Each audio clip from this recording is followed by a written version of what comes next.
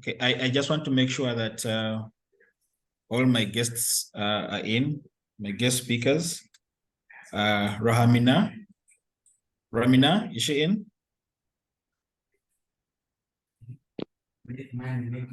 Okay.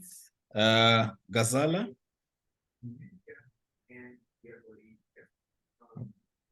Abraham, yes, I've seen Abraham. Yes, sir, I'm in. Ghazala Otman, I'm here. Ghazala, okay, thank you so much. Abraham, yes, I saw Abraham. Yes, I'm here. Thank you so much. All right, thank you. Labogang. Yes, I'm here, Joshua. Lebogang, thank you so much for corrections. Ole. Yes, I'm here, Joshua. Thank you. Thank you so much. Hafeni. Yeah, hi, good evening. I'm in the house. Thank you very much. Thank you so much for joining us. Nega.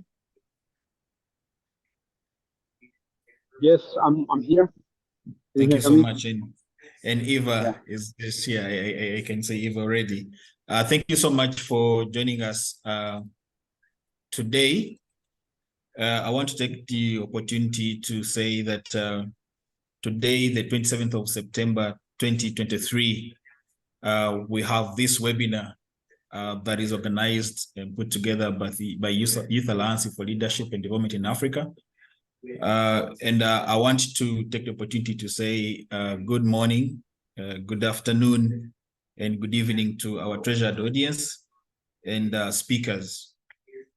Welcome to this highly anticipated YALDA webinar under the theme, The Culture of Tourism in Africa, the Promises and Pitfalls of Globalization in Africa Today.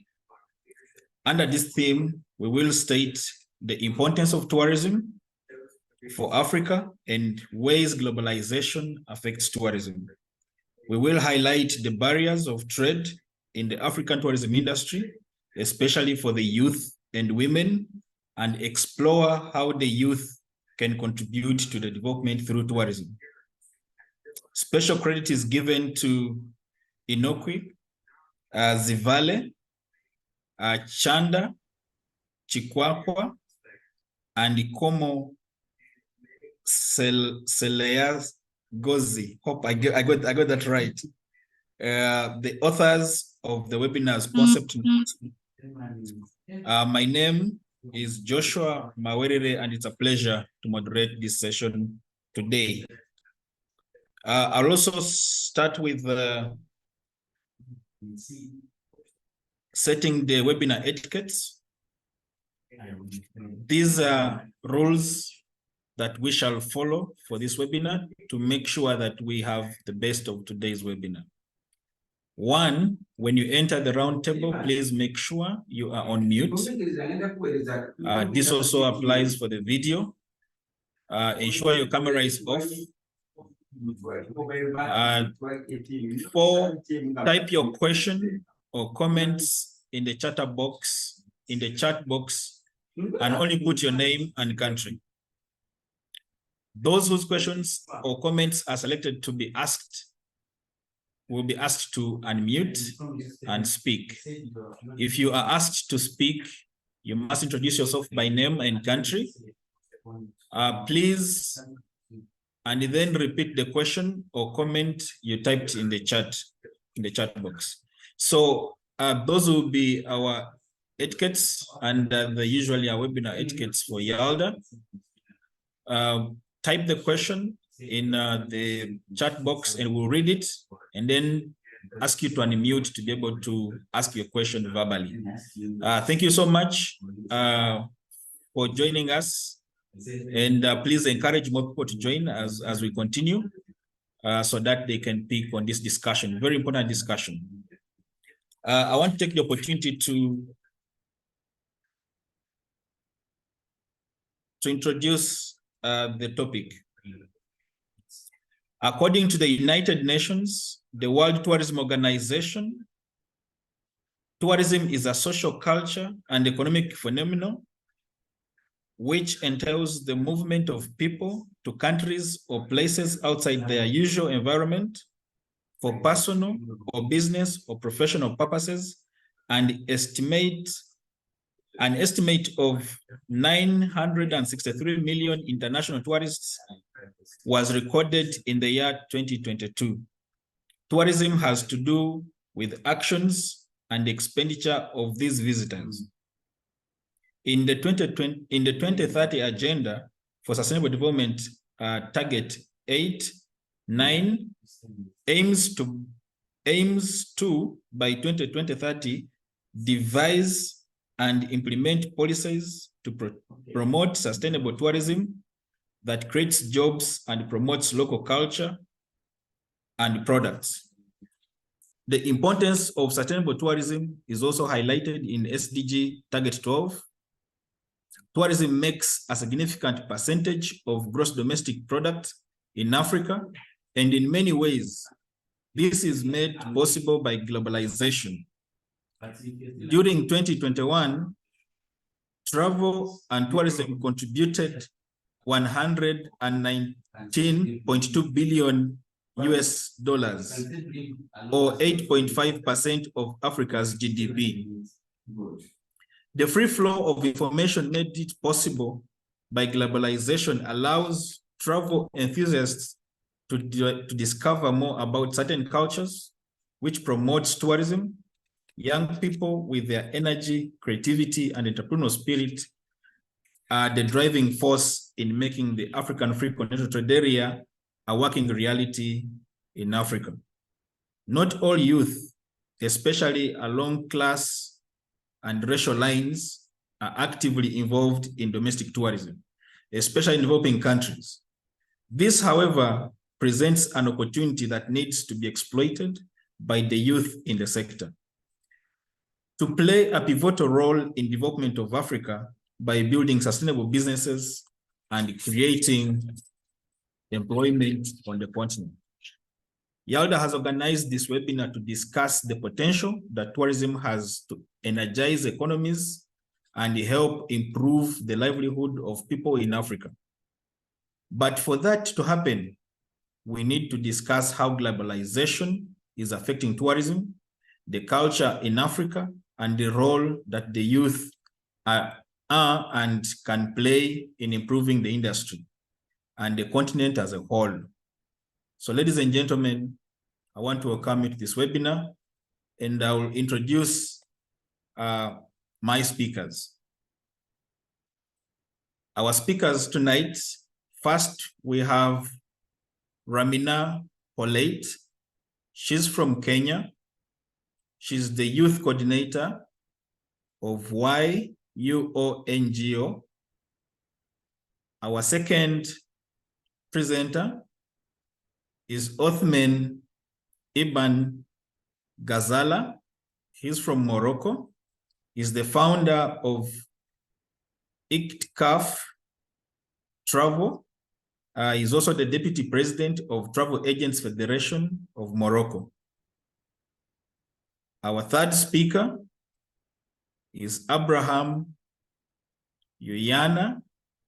He's from Nigeria and is the founder of Stilts and Oversets. Our fourth presenter is Itumeleng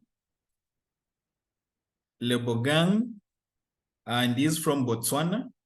She's from Botswana. She's the managing director of Seed Pod Capital.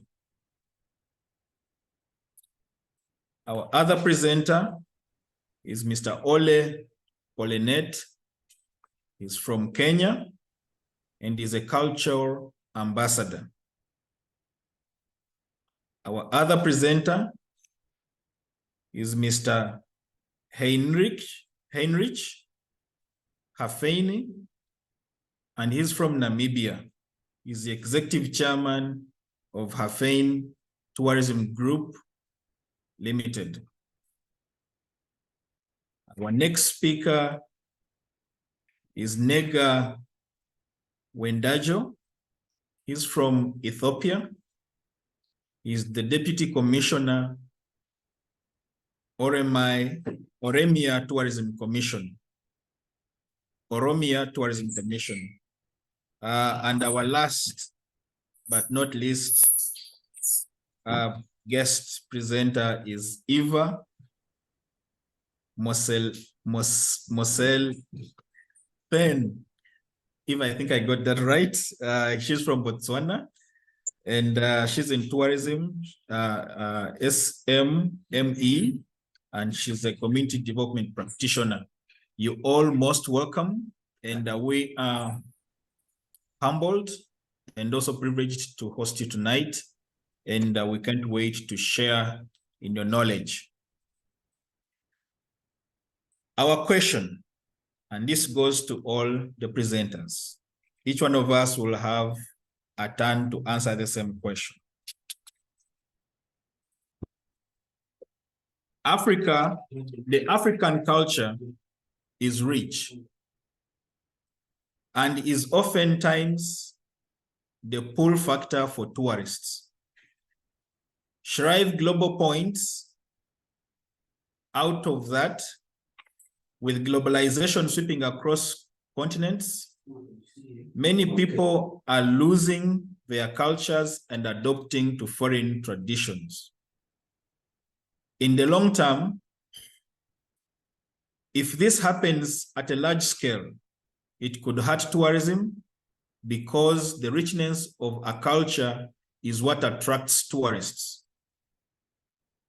From your point of view and your experience in tourism industry, what challenges and pitfalls have emerged as a result of increased globalization in the African tourism industry? And we will have three minutes to be able to answer this question. And I'll start with my first guest presenter, Ramina Paulette. What's your take on that question?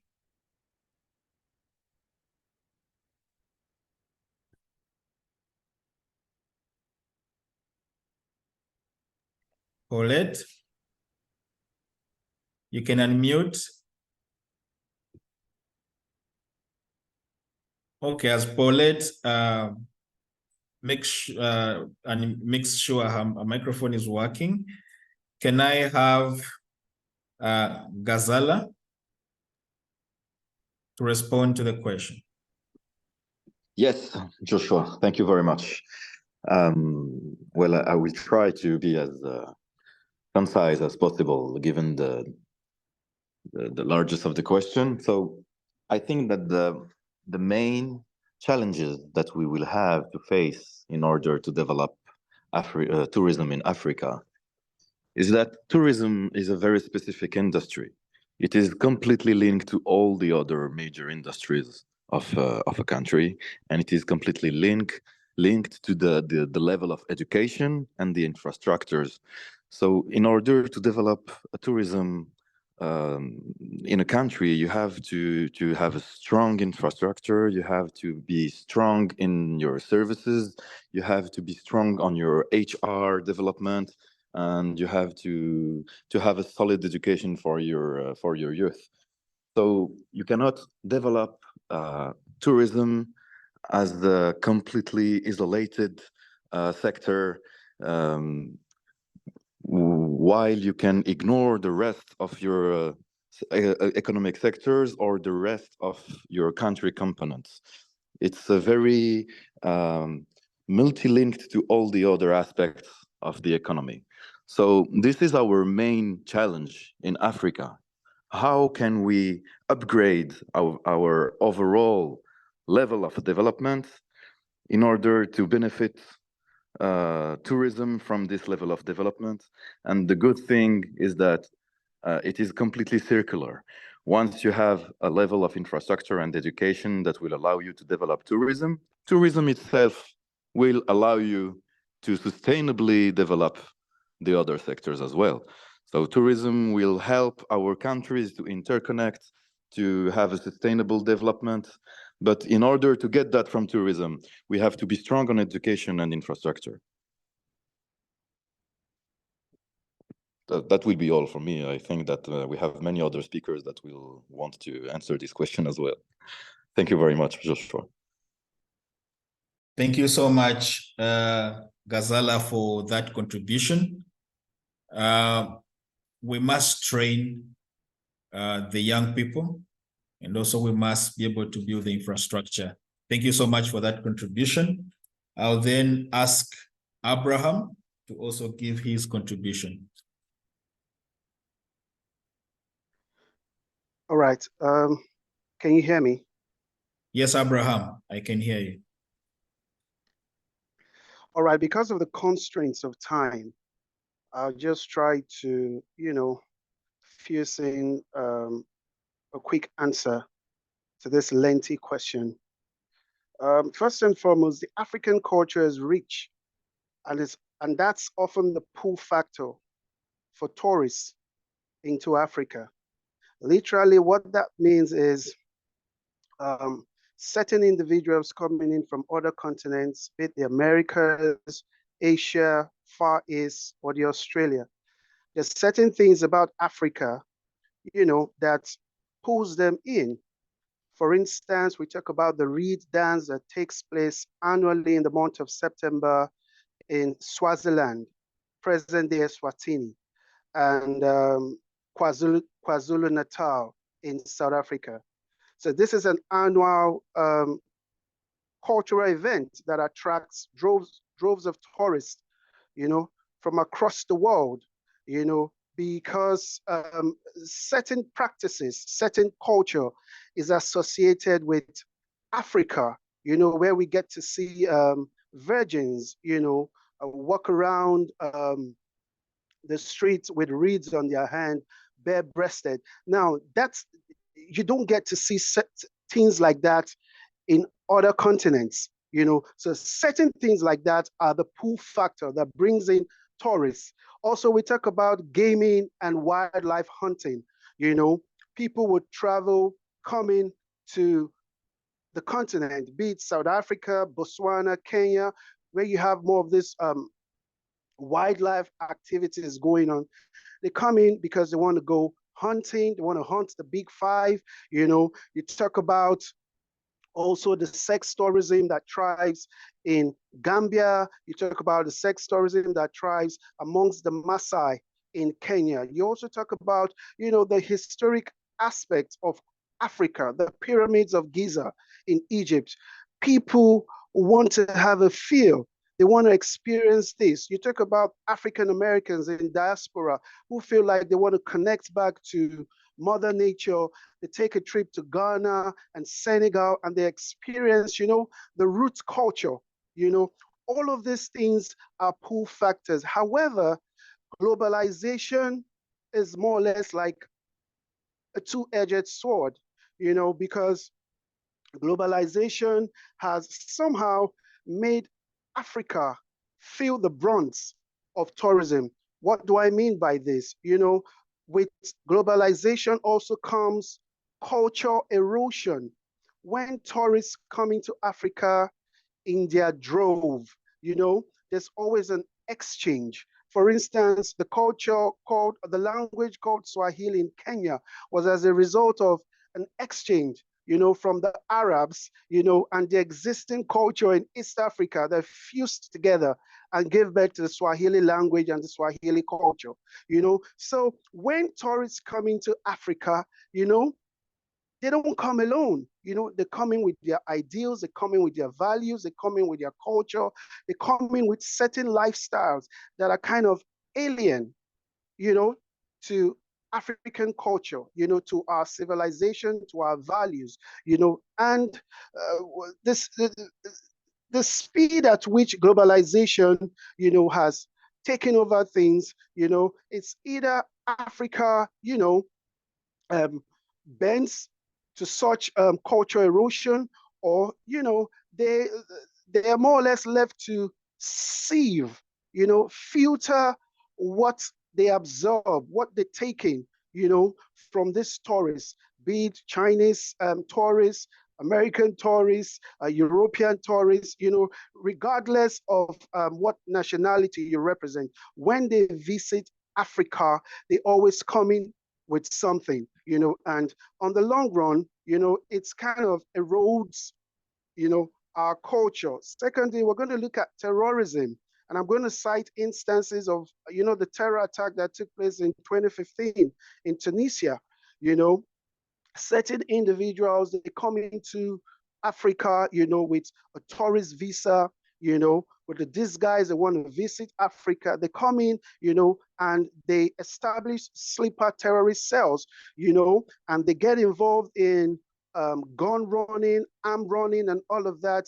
You can imagine the devastation that took place in Tunisia, you know, when that terror attack took place in 2015. Also, we look at the Westgate Mall attack that took place in Nairobi, Kenya in 2013. You know, all of these things, such terrorist acts carried out in Africa wouldn't have been possible if it were not to be globalization. You know, the internet is at your beck and call. You know, it's more or less cumbersome for security agencies to keep up, you know, with all of these, the craftiness of such terrorist cells and all of that. So it puts, you know, the security apparatus in Africa on the edge because you're trying to catch up, you know, with the advancement of such terror activities. Lastly, we're going to look at poaching. You know, prior to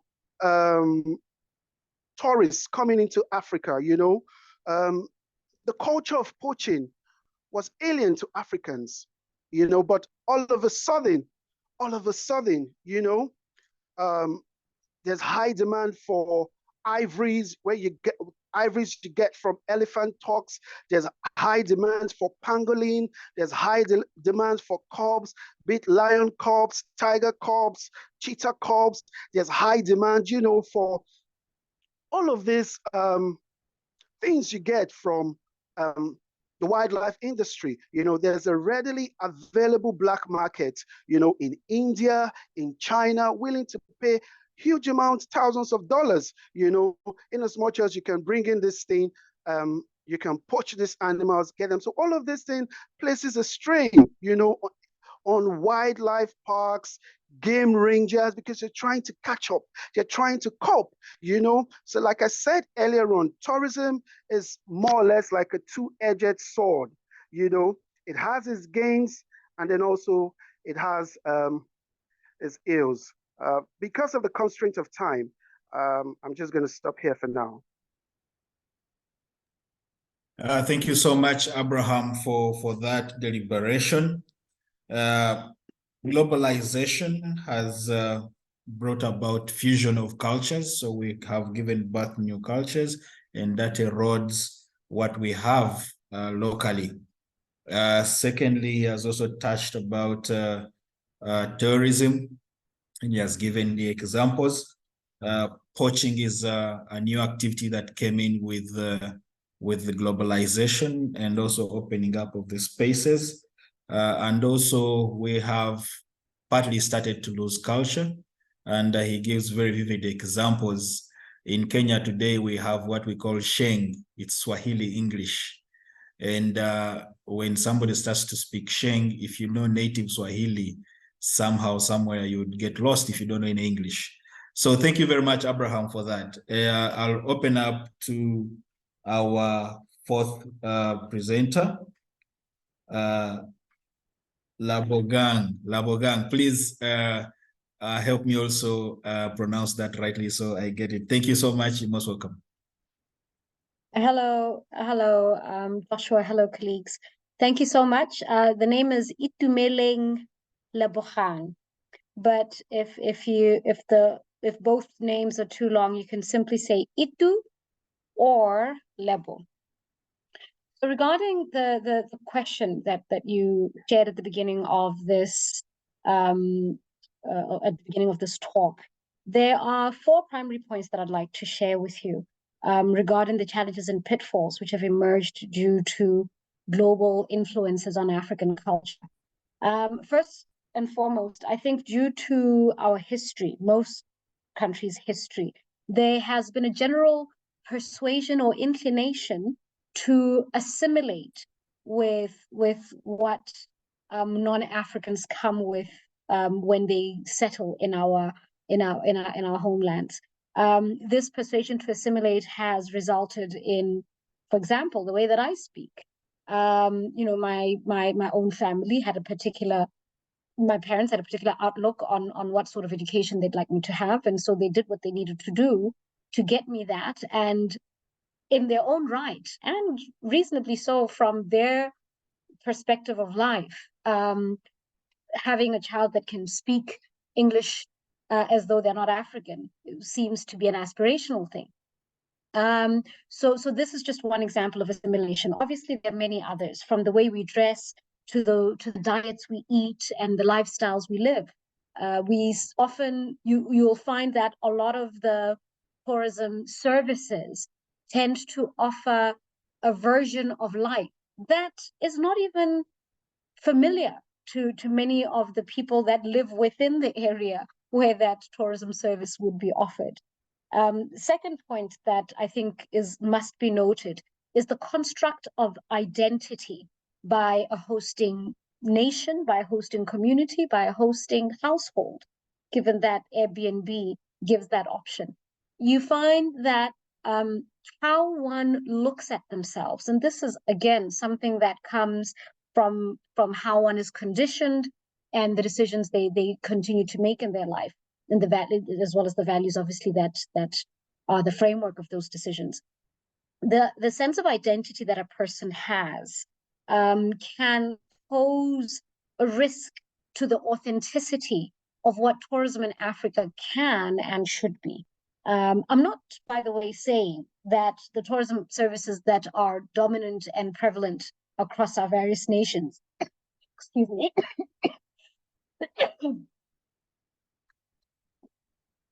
excuse me. I'm not saying what is currently on offer is wrong. I'm simply honing on the fact that our African culture is indeed rich, but it is not optimized.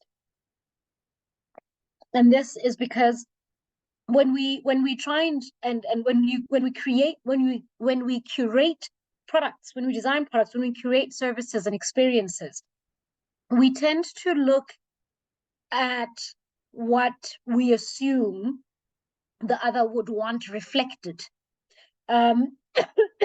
And by virtue of our nature, we project, and what we project is often, obviously, naturally coming from what we identify with or what we associate a particular line of work or industry or service, what we believe that should look like. The third point is on the assumption that non-African is better. Obviously, we've heard many times before the general argument that a lot of mass media content is negative on Africa. You find there are very few, but indeed committed media houses, some even community and non-profit based, which are deliberately now making sure they're pushing constructive narratives of events and things that are happening across the continent. One such, which I'm affiliated with, for example, is Africa Global Radio. But there are many, many others, of course, across the continent. So there is a need to really look into the assumption that something African is somehow, less than appealing, less pleasing, because that takes away from the richness of our culture, and it actually eats away at the confidence many Africans could and should have when they're designing tourism experiences.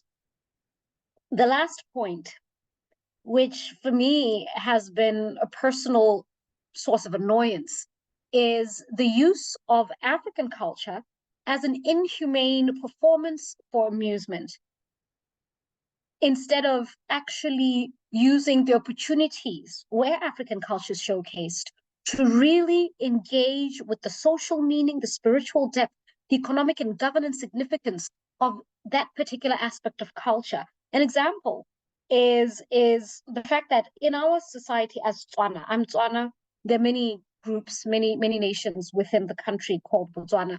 I come from specifically Bakatla Bahan Manana, which is a section of the Tswana nations, of the Tswana nation.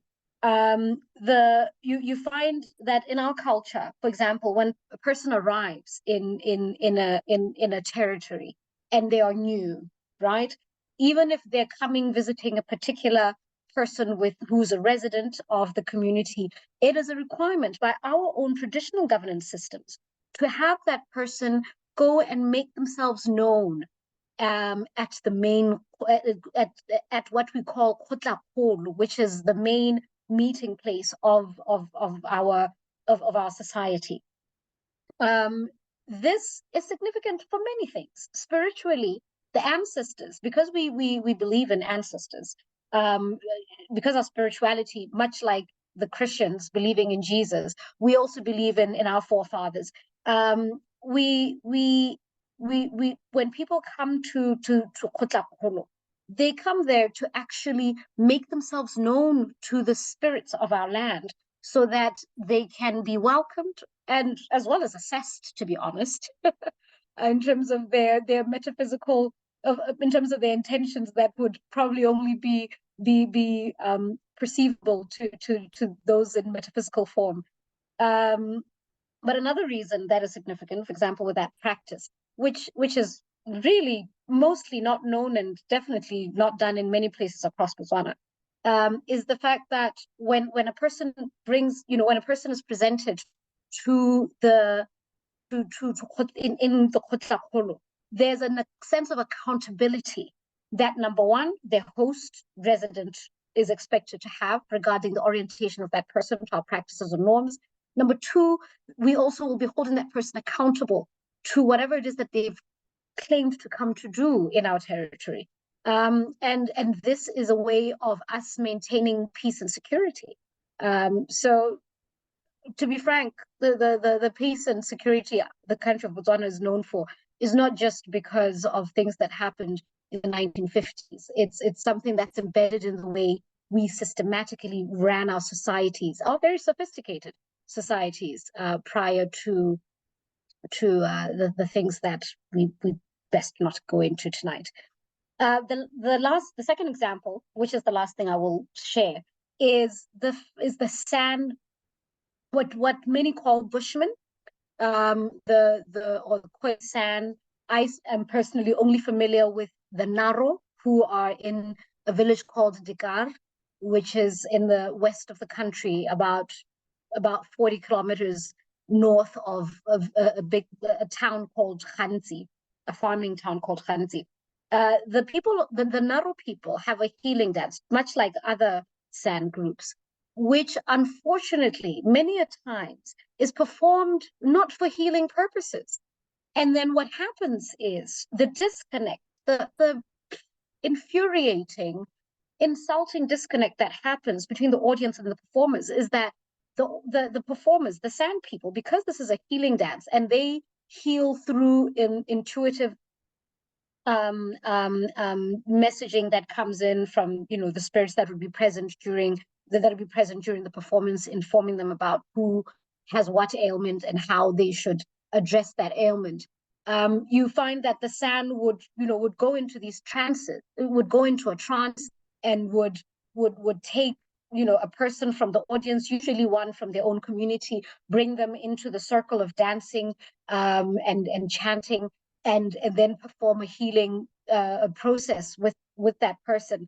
However, the audience that would be watching this would be really not aware, not comprehending, and not having the reverence nor the respect for what is going on, because we do not take the time to actually invest in the richness of our culture, and instead indulge and engage in certain activities within the tourism sector that end up compromising the depth and the memorable, absolutely out of this world experience that we can be offering through tourism. I think I'll stop there, Joshua. I hope I didn't take too long. Wow, thank you so much, Itu, and you vividly talk about the construct of identity that can easily be lost within the globalization, and also you put out that there is shallow utilization, display, and representation of some of our African cultures by the other cultures that come to learn from us. And I think that is very, very true. We see a lot of misrepresentation or underutilization of part of our culture in movies, in Western movies, and also in the music. So what you're speaking about is very, very true, and is real for what is happening today. Thank you so much for that. I want to move to my other speaker, Ole. Please unmute and say something about globalization on the African culture. Thank you so much, Joshua. I hope you can hear me. Yes, I can. All right, thank you so much. And I would like to agree with the rest of the speakers who have just spoken before me and earlier. And one thing that I want to agree as well is that, yes, it's true that culture is a pull factor for tourism, because even in the scenario of Kenya, for instance, as much as it is a popular destination for wildlife and for maybe beautiful beaches and all that, but it is actually the local culture that makes the stay of the tourist special here in Kenya. So I want to agree that it's true that tourism, culture is a pull factor for tourism, but I also want to put across that from my point of view, every day the world grows to be a small global village, and this has been said before by so many people, and it's true because of globalization. And what this means is there has been a lot of cultural integration. When people are now adapting to different cultures from different people and around the world, and actually you can see, or you can note that there are some cultures who have completely died out because of this kind of adoption of or integrating of westernized cultures.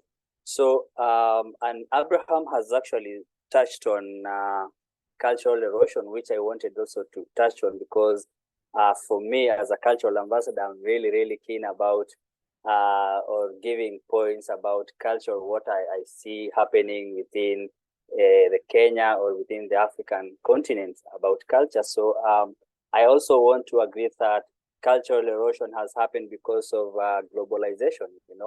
Globalization has actually increased the interconnectedness of the world through the technology and the media. And most people now are actually adapting, or the younger generation are adapting to westernized ways of life.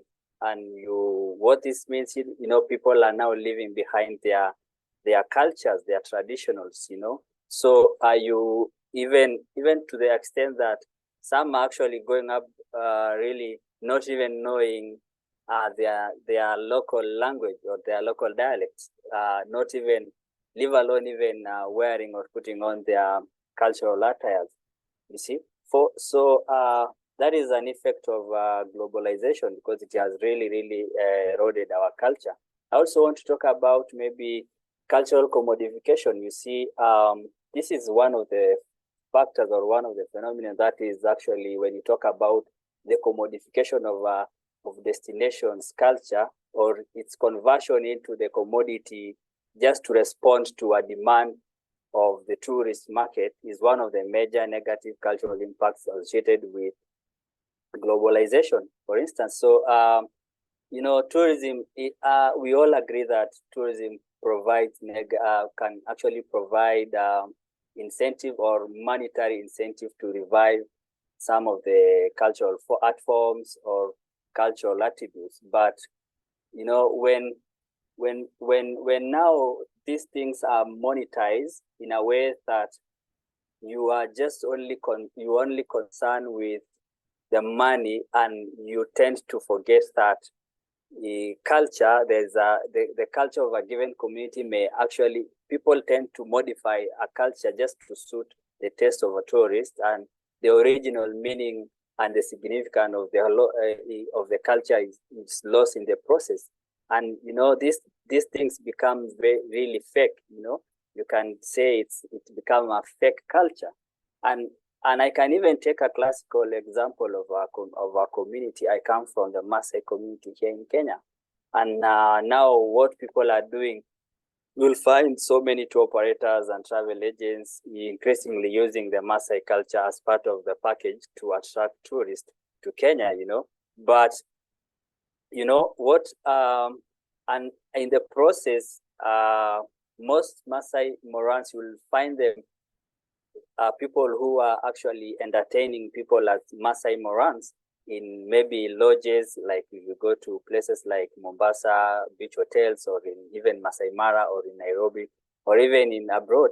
But there are some instances that we have seen people who are not even Maasai performing dances for Maasai or showcasing the culture of Maasai in a wrong way. And this is really bad, because they are actually leading, or they are making the culture, the authenticity of our culture to really disappear, or to the meaning of our culture to really diminish, And this is something that you can talk about cultural appropriation. People are just using the attire, they are using the things that belongs to other people's cultures in a wrong way, just to make because of commercialization. So I really, really want to state that is one of the major challenges that is brought about by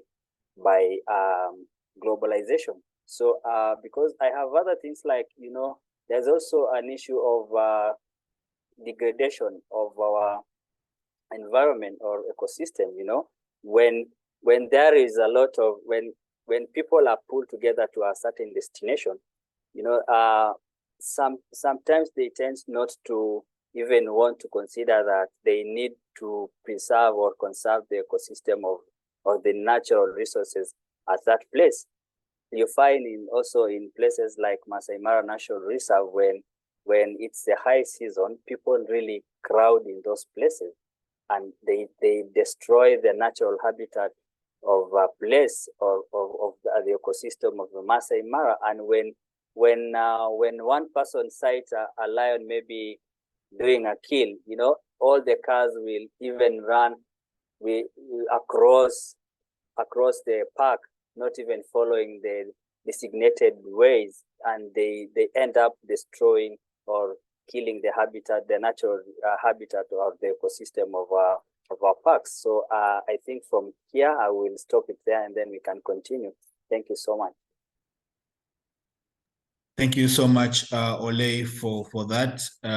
You stress the fact that there is, because of globalization, there is stress that is being put on the culture, on culture, and also the tourism sites. So thank you so much for that. I'll move to my next speaker, Hafeni Heinrich. Yes. Heinrich, you can unmute and discuss with us on the matter. Yeah, thank you very much, Joshua, and thank you for all the colleagues from the continent. Greetings from Namibia. Globalizations on culture of the African continent. My take on it is, I think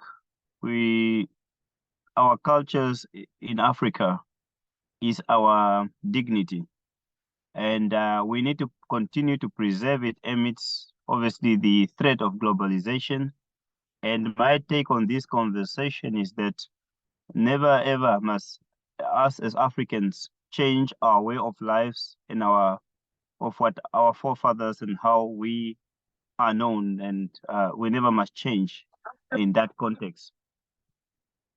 Regarding the obviously, as the world is changing, there are certain cultures in Africa that obviously we need to be able to change in order to be able to. I mean, there's always the human rights and things that are violation of human rights. You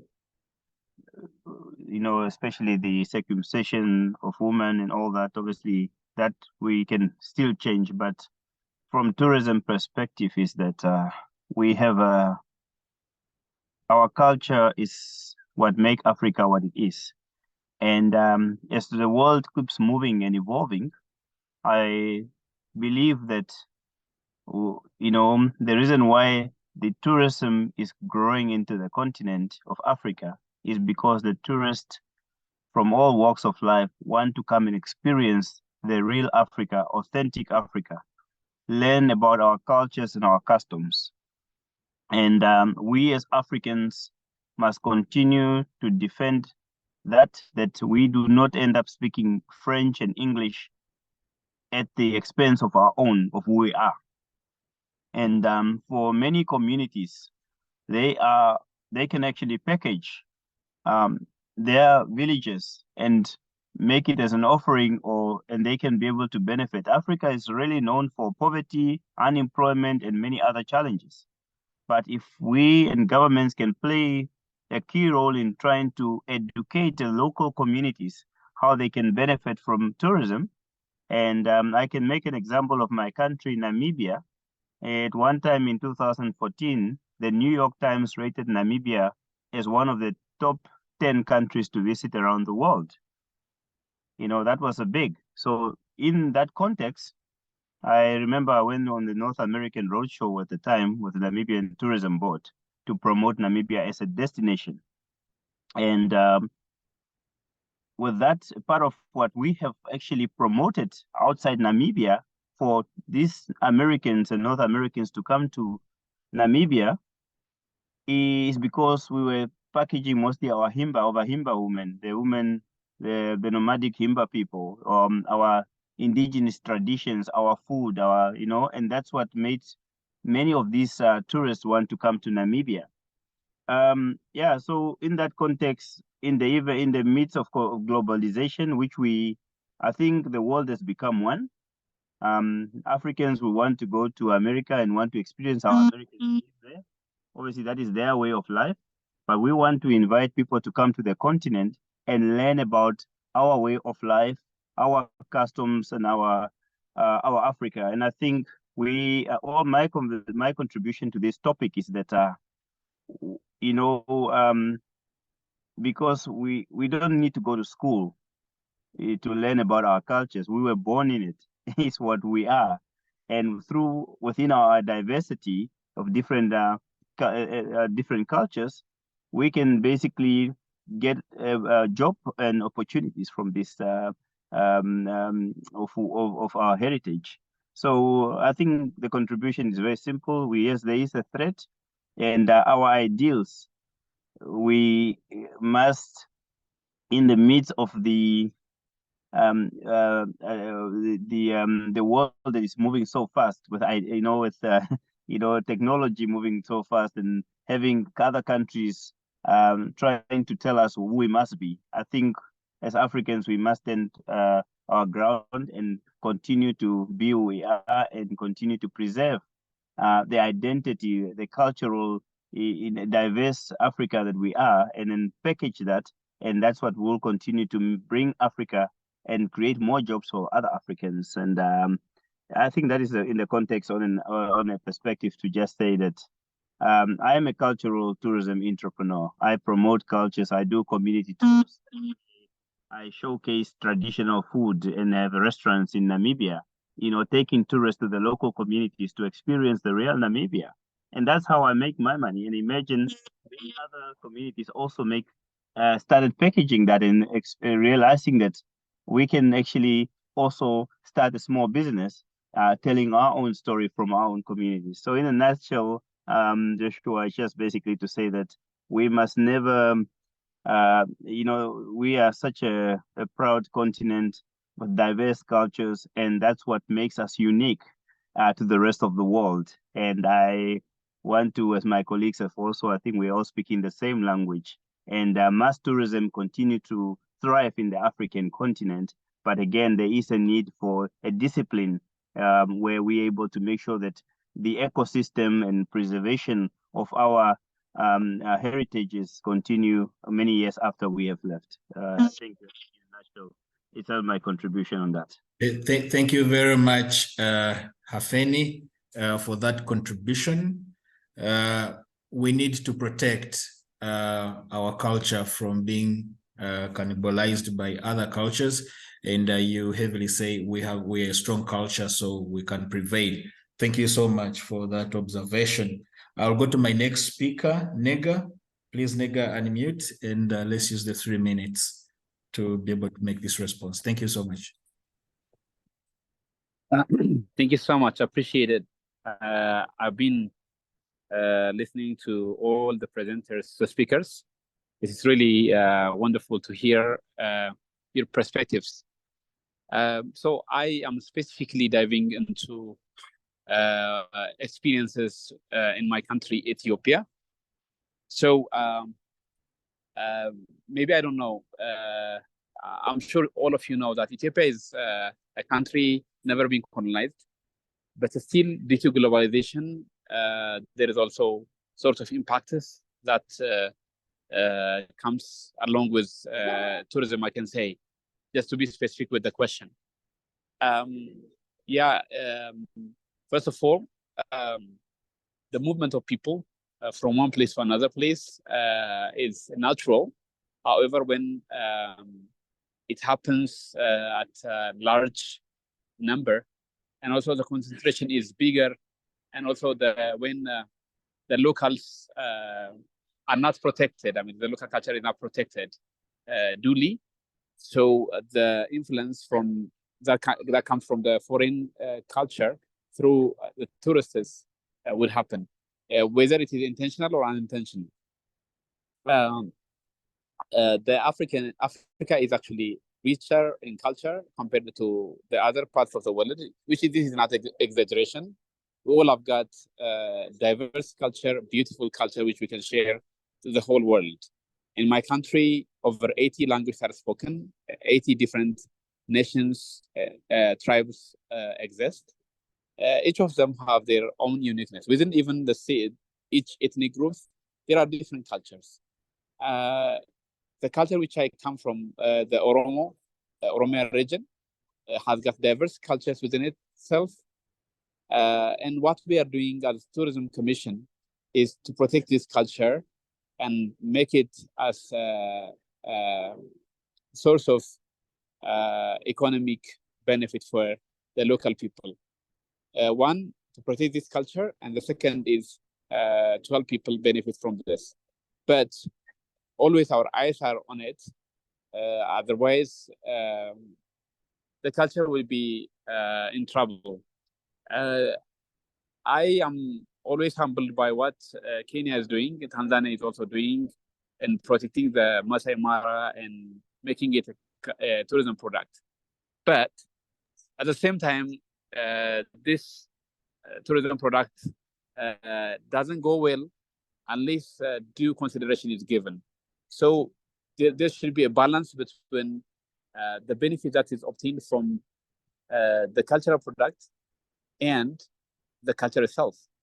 So we are making money, and it is contributing to our economy because the culture existed.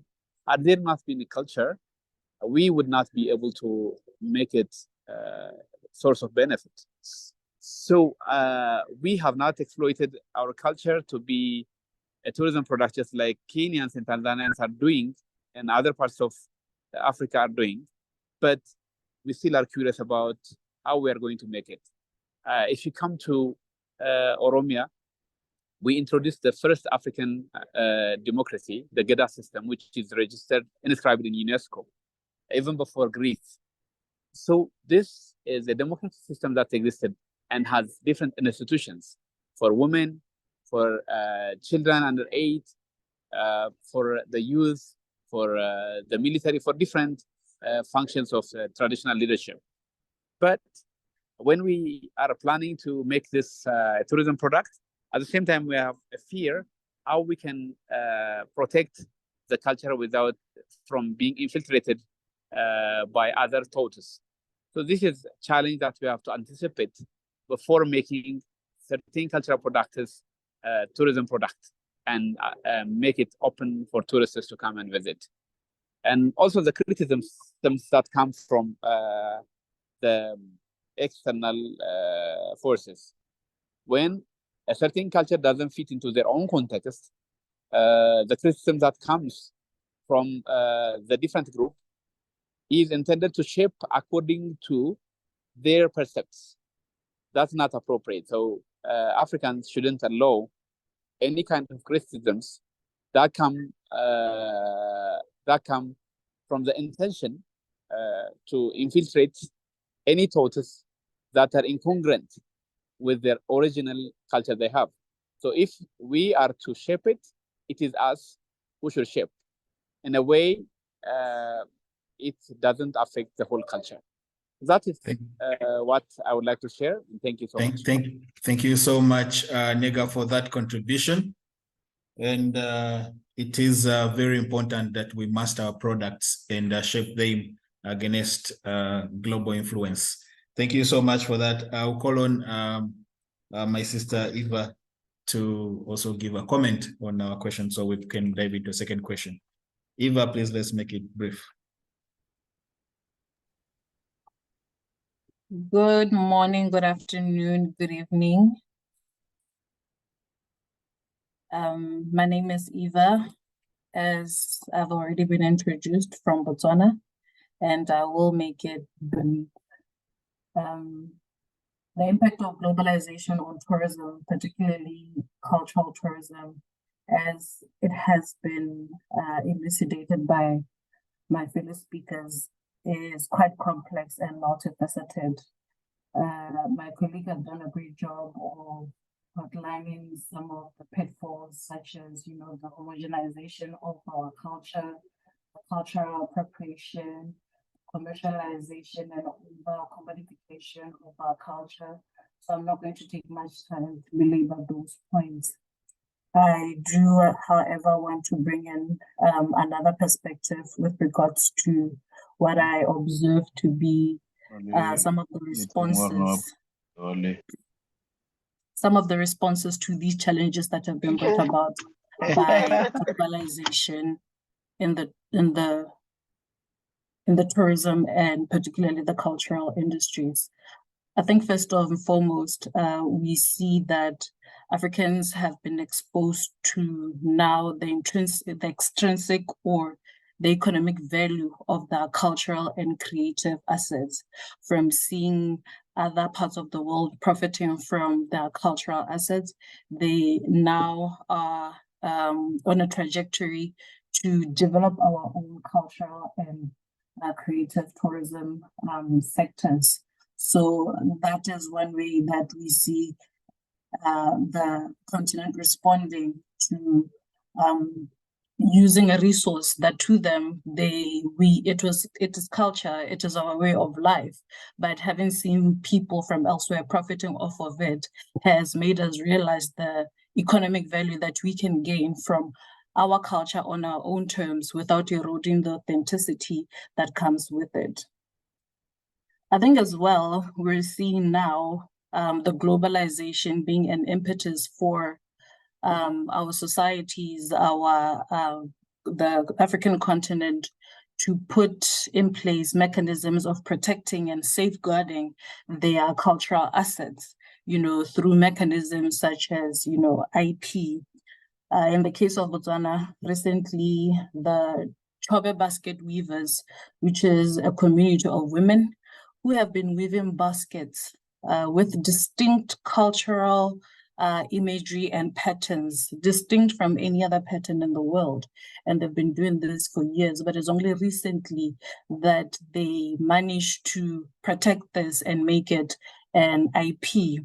And I believe that is the impetus of the globalization, the interconnectedness, and then the need now to safeguard against cultural expressions and other forms of cultural assets. And it also goes to show just how much lack of awareness and lack of knowledge is there with regards to other forms of safeguarding our cultural assets, and knowing that these are the resources that we can use for innovation, which brings me to my next point. We are in the post-industrialization era, and we are in the stage of globalization where the entire world is championing knowledge-based economy. And as a result thereof, nations all around the world, including Africa, are looking to their cultural assets to drive that innovation and to be a source of competitiveness and a differentiator from other nations in the world.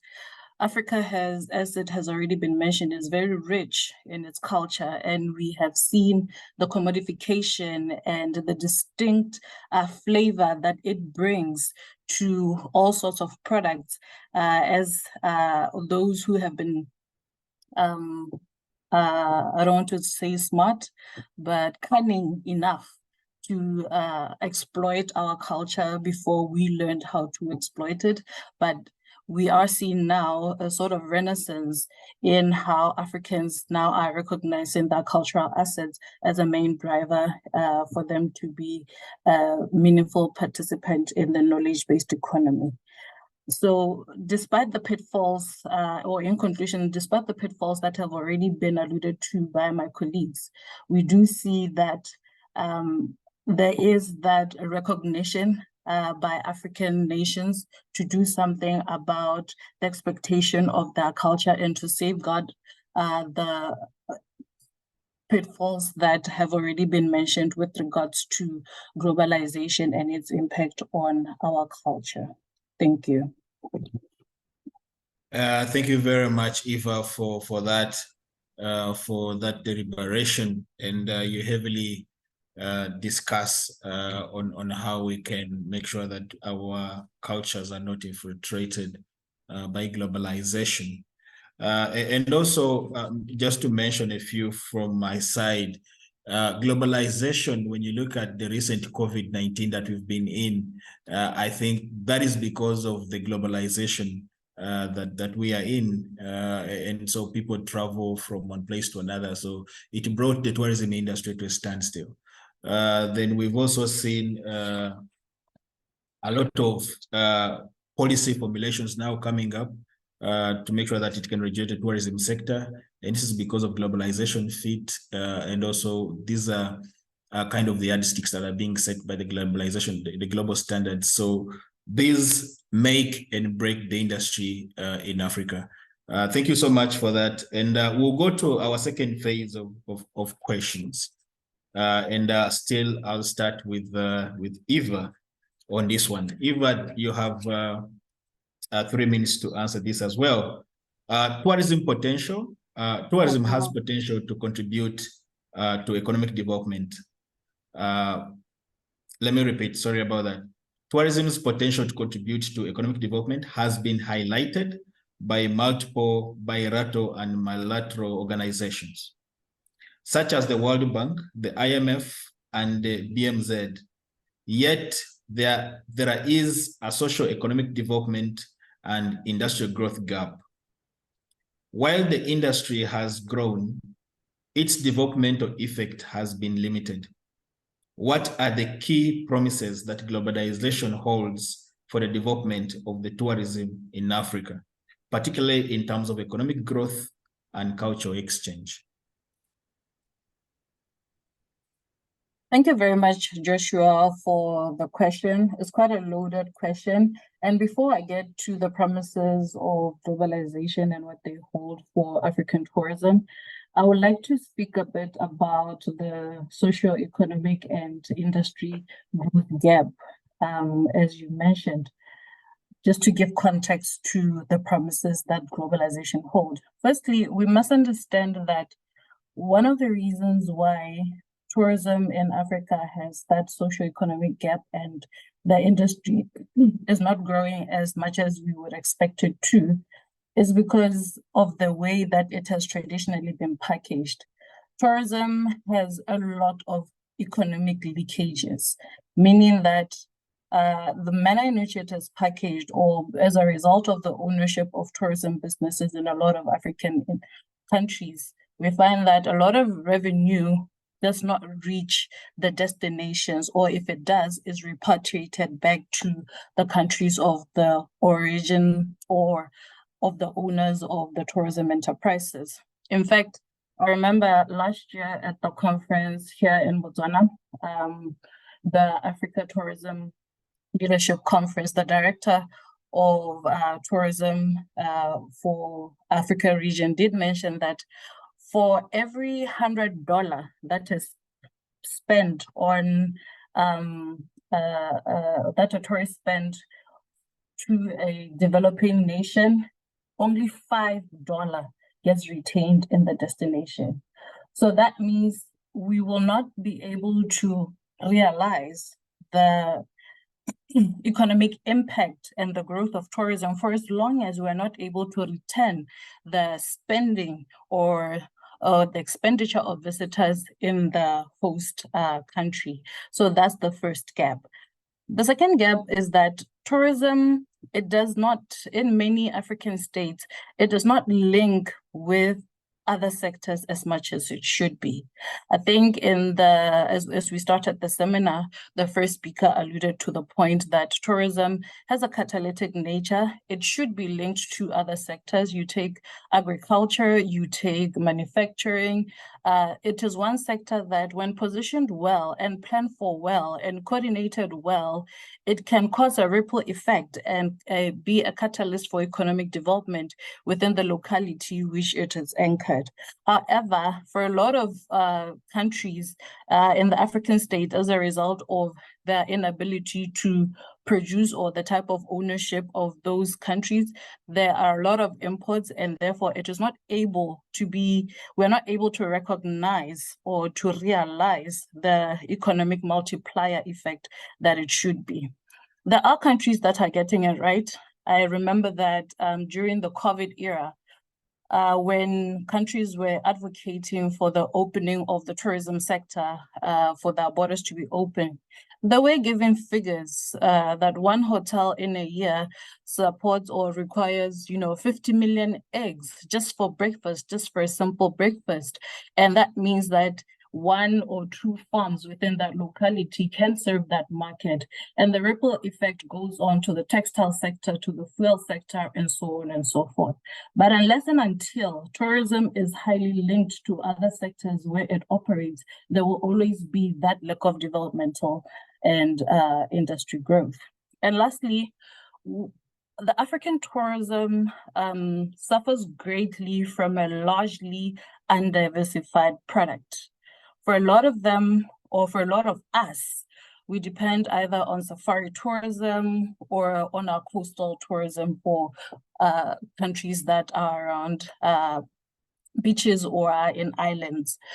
And that on itself has limitation in the type of developments that we are able to do. If you look at countries that have a highly diversified tourism sector that, champion, for example, MICE, which in and by itself requires heavy investment in infrastructure, your sports tourism, and others that are not only ecologically sensitive, therefore put restrictions on the type of developments that can happen, we will not see the level of growth that is anchored by tourism as an economic sector as much as we would be. I think you'll believe me, or you will agree with me, that a lot of times you'll see that the villages that are surrounding some of the most luxurious tourism resorts are in abject poverty. And those are some of the things that we need to ask ourselves. So I just needed to give a context to some of those social economic gap and the lack of growth in the industry before I delve onto the promises that globalization holds for developing tourism.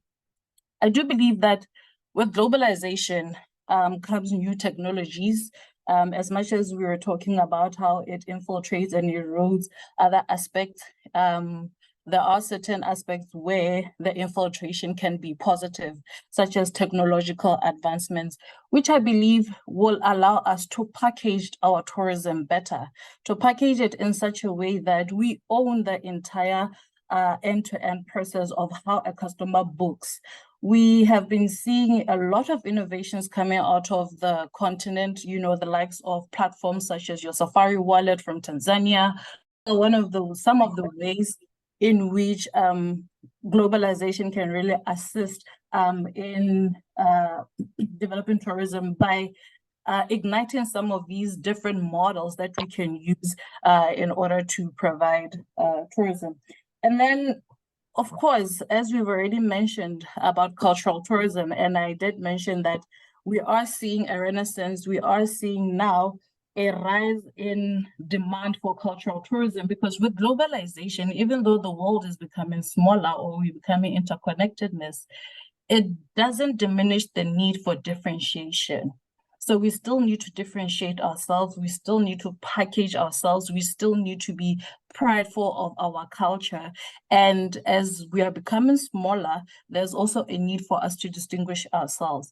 And as a testament to this, we see the conference that is coming this year in Botswana in a couple of weeks, where the Africa Continental Free Trade Area, in partnership with the Africa Tourism Leadership Forum, will be launching a forum on tourism, cultural and creative industries, which is a testament for how now globalization has made or has put a spotlight on the importance of creative and tourism industries as a way of differentiating ourselves and driving innovation for creation of new products and experiences.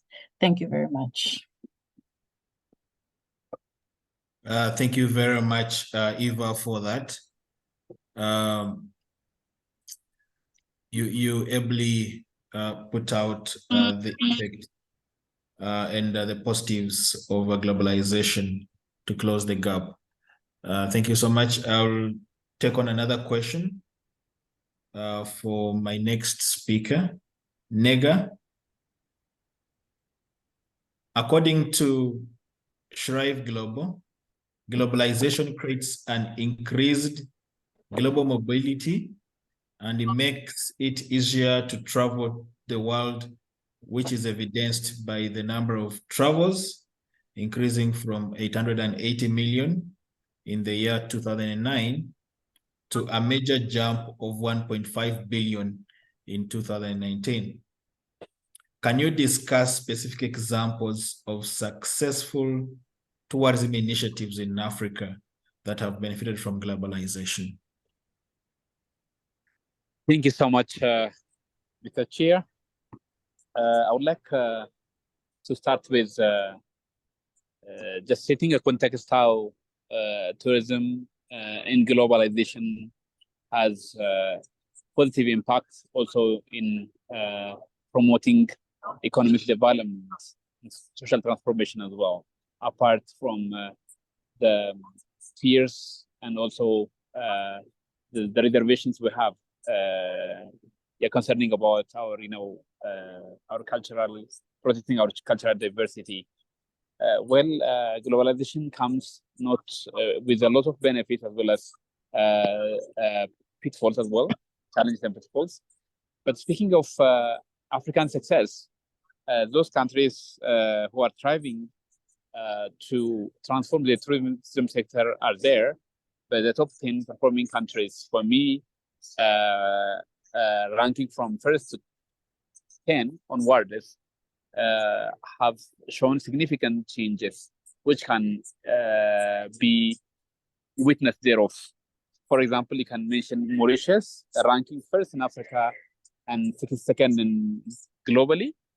So this country is an island nation with very small geography, but offering a great deal of tourism market and bringing a lot of tourists across the globe and benefiting a lot from this.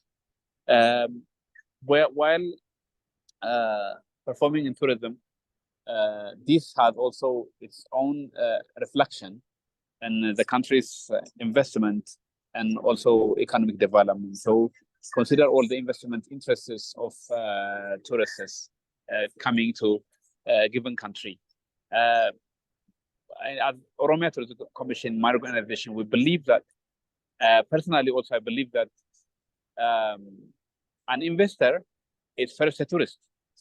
So without being a tourist, one cannot have a first impression of that given country. So when the countries promote their tourism, they are also promoting investment. So in that case, Mauritius is the leading, not only in bringing more tourists, but also known for its performance in ease of doing business as well. Second comes South Africa. So the infrastructure developments in South Africa and also the advancement in technologies have their own roles. Plus the beauty in the country have their own roles in attracting tourists. But the values added in that attracts more tourists in the country. In the meantime, while the country is performing very well in tourism, it brings tourists across the globe. So people with different talents and knowledges, experiences come to that country, not just as a visitor, but also the next investors and also this decision makers in investment, bringing multi-million and billion dollars to the country. So speaking of globalization and its impacts, still we are on the positive side for countries who are performing in this matter. Botswana also is another impressive country for me, especially not only Botswana, also all other countries close by Botswana, Tanzania, Kenya, Uganda, and Rwanda, having the big fives, are the best tourism destinations in Africa. Also, Kenya. Kenya is our neighbor. We have a lot to learn from Kenya, Ethiopians. And personally, I've been to Kenya a couple more times to see, especially how the tourism industry is working very well compared to us. While we have a lot better things to offer to the world than Kenya, Kenya has done a lot in developing infrastructure and creating a very convenient system for tourists. So tourists prefer to go there than they do come to my country. For example, in Ethiopia, we have the best airlines in Africa, #1 in Africa, with a huge capacity. And this, our airline transporters brings tourists to these African countries, while we still are not benefiting from our airlines itself. But we are now starting with tourism, well, but still not competent compared to other countries. Tanzania is also another country that impresses me with what it is doing, especially the conservation efforts done by Tanzania has made the country very special to position itself as one of the best countries in the world, bringing nature lover tourists who spend most of their times in safari. Perhaps Kenya has done a lot in such case, but Tanzania's special focus in conservation really is very impressive. And also, my practical experience of being there tells it. So I've seen a lot of people coming there, not only as tourists, but also deciding to spend their time on work from Tanzania while enjoying the unique offer that country gives them. So other countries like Cape Verde, Namibia, Rwanda, Zambia, and Ghana can be mentioned as best practice in Africa. But one of the countries that I don't want to pass without mentioning is Rwanda. So Rwanda.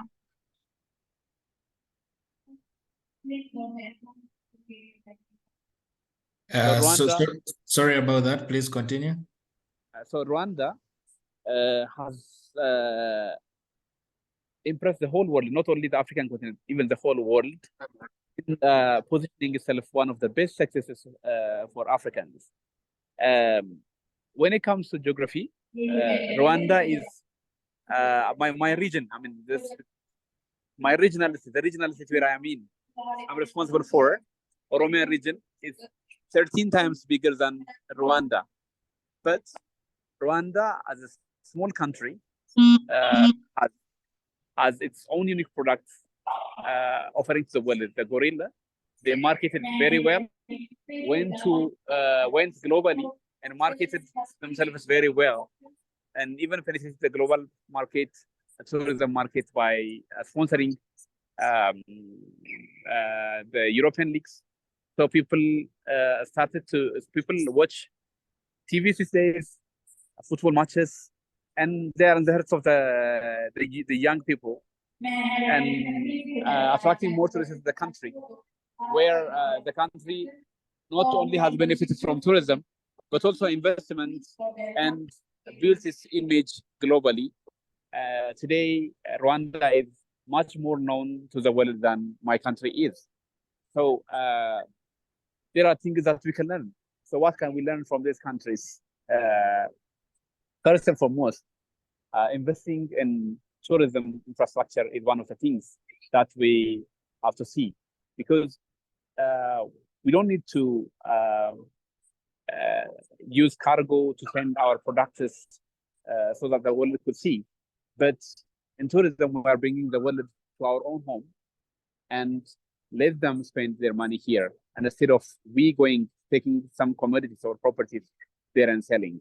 So that is one of the best things we can do about tourism, because it is encouraging.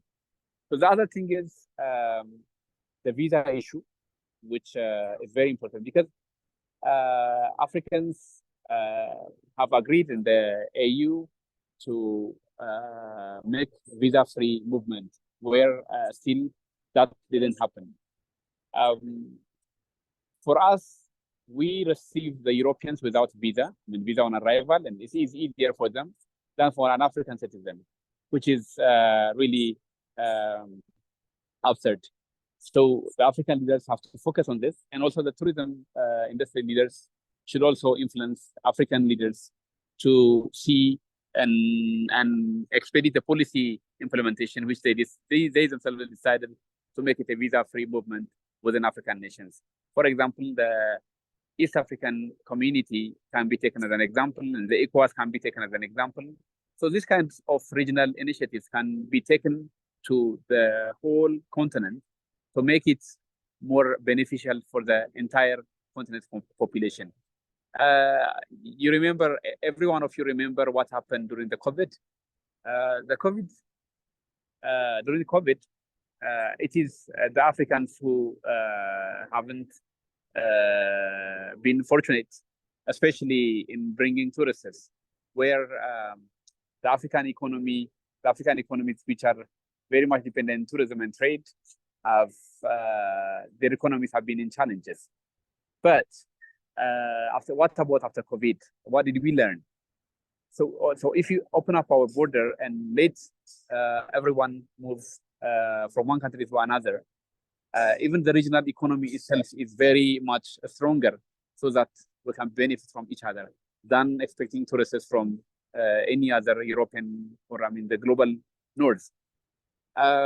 So to keep myself into the topic of discussion, so these countries which I mentioned, which have shown a great success in making it tourism and globalization, balancing tourism and globalization, are examples for the rest of African countries. So my country, there are a few experiences that I can share from my country. So the new government in Ethiopia since 2018 has identified tourism as one of the top 5 macroeconomic pillars to transform the country's economy.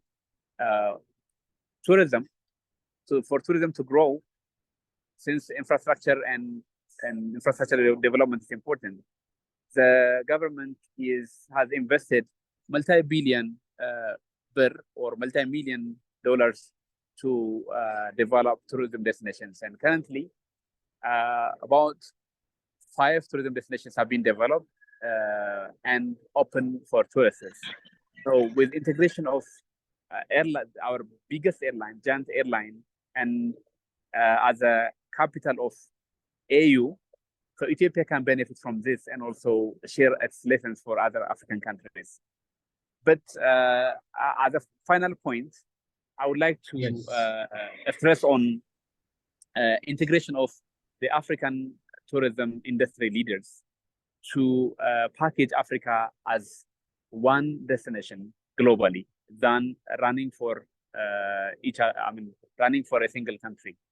For example, in our case, we don't have beaches because we are landlocked. One of the few big countries with landlocked countries.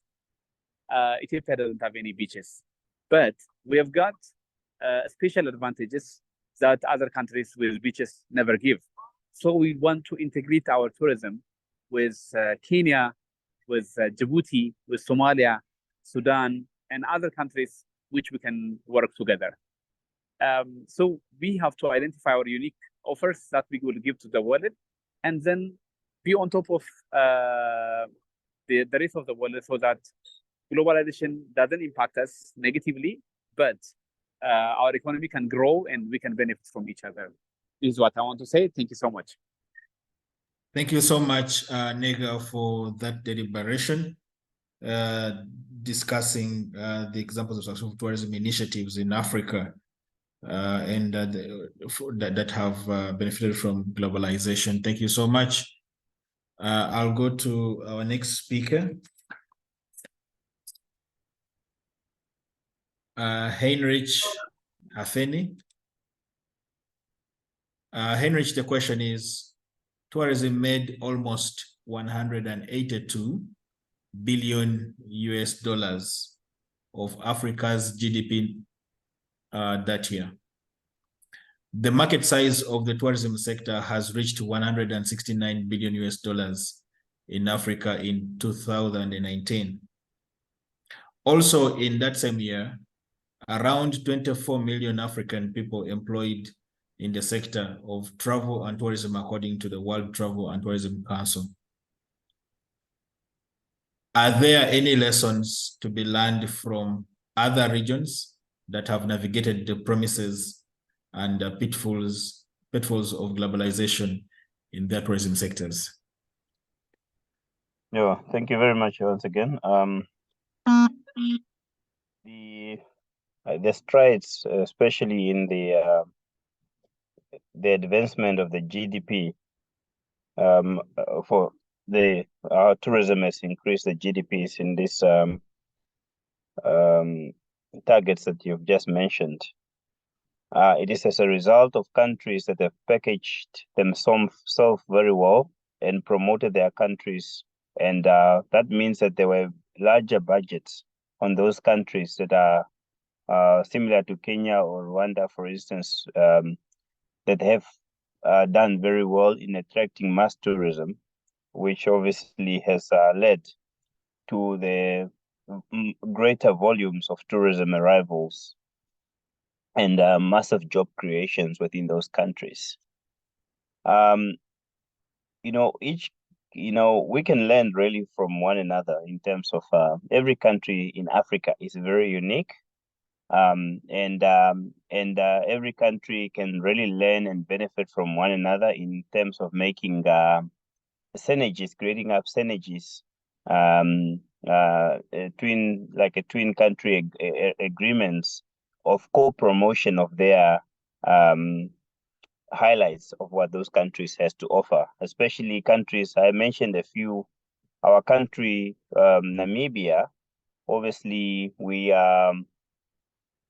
bordered by Botswana, Zambia, Angola, South Africa, and a bit of Zimbabwe on the other side. Hence, obviously, we have those landlocked countries like Botswana. And during the festive season, like December, Namibia, especially Swakopmund, the international tourism resort city, becomes a mini Botswana because people from Botswana likes to come there.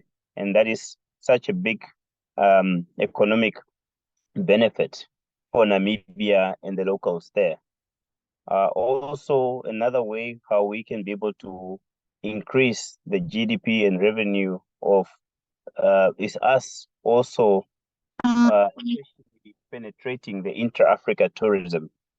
We are in the context of globalization. We must also continue to remember that the Africa Continental Free Trade Agreement area came into operation in 2021, if I'm correct, which means that Africa is open for business, and then the aim and objective is to increase the current percentage of 17% of Africans trading with one another to go to, to a larger percentage in Europe and in America. So there is that there was a mention about visas that is also that Africa, if I'm not mistaken, the visas that you've been asked as an Africans to travel your own Africa is something that we need to be able to, especially with the African Union, to aggressively, it must be addressed as to allow free movement of Africans to travel and to be tourists in their own continent without being harassed at the border. And that also in itself, and I can obviously the experience I have had seen Nigerians, Cameroonians, Ghanaians coming to Namibia, or Botswanans or people from other African countries. You can see the excitement of Africans wanting to spend their money in obviously getting to know and understand the continent. And obviously that's money. And obviously the pitfalls, as you have mentioned, that will obviously limit us from getting is obviously get the visas that are enormous, and then at the borders, we need to get rid of them. And also at the same time, getting obviously, as I've mentioned, that AU at the highest level of tourism to engage with World UNWTO, or United Nations World Tourism Organization, as to be able, and obviously with the Continental Free Trade after Secretariat, to look at the ways how we can be able to rid of those pitfalls that are hindering Africans from traveling in Africa, which at the same time with our international out of Africa visitors, this can be complemented. Again, countries' GDP, we cannot just continue to say that Namibia, for instance, if we as a government or any other African government do not put money in marketing their destinations, we will never reach those milestones in getting tourism numbers. I make an example of Barcelona, which is a mass tourism. They don't know how to do with tourism there because it's just too many tourists. Obviously, we want to have actually what they have here in Africa, and that's with the unemployment and the poverty that is always been on the clouded with Africa will be. And again, there is that conversation. As I said, you cannot continue to say we want to increase the GDP, we want to create jobs, we need to deliberate initiatives from governments that will stimulate economic growth in communities where that are not targeted to get to point B, where it's a better place. Again, in Namibia, I make an example of we have conservancies in Namibia, which is a deliberate initiative done by the Namibian government, whereby local communities where there is wildlife and flora and fauna, where normally in the past they used to kill these animals, or used to destroy the natural habitat in that area. But these communities were given education and being told that they can be able to benefit and put up lodges in those local communities and then they can be able to be co-owners of these lodges with a private investor. And at the same time, the people from those communities become shareholders of this initiative of a conservancy initiative, which is to promote local communities to come into tourism to preserve the ecosystem. So at the same time, we have that type of system in Namibia, but again, we can still do more in other African countries in terms to say that how do we make sure that not just certain areas of the country benefit from tourism, because as we talked about cultural tourism, many of the tourists are coming to our continent. They want to experience our the heartbeat of what makes our continent. This is our communities, our people, our food, our clubs or discos. They want to experience. And they said that we've been to Namibia, I've been to Togo, I've been to Ghana or Nigeria. But those are the experiences that we want, and that is already in itself. It's packaging. And the other thing that a pitfall that I will mention on that context is the crime of the safety. We cannot talk about that. We want to attract more tourists to our destination without making sure that the safety, hence obviously the education element, where we need to educate our people of the importance of tourism in our local communities and how they must play a role to preserve. Because the more happy tourists, the more tourists will tell the other tourists to come back. But at the same time, as we are in the context of globalization, we obviously must continue to be original, be authentic, and tell our African stories in an authentic way, as we obviously learn from the ever-changing world and be able to package ourselves in that context without without us changing too much of who we are. That's basically in my context of saying that, yes, we will continue to see an increase of our African GDPs, because Africa is a young continent. There's so much, if you look around, all of us agree that the binocular is now on Africa. And every nation wants to come to Africa. And I think the right time is just now, that we need to package ourselves. And I can tell you, once we have the statistics of these economic indicators, we will see more jobs created, more opportunities created, more locals involved in tourism, in preserving tourism, and in that context. So thank you very much for this. Thank you. Thank you so much, Hifeni, for that. Globalization has contributed really, and thank you for highlighting some of those trends. I want to go to Ole. This is your question.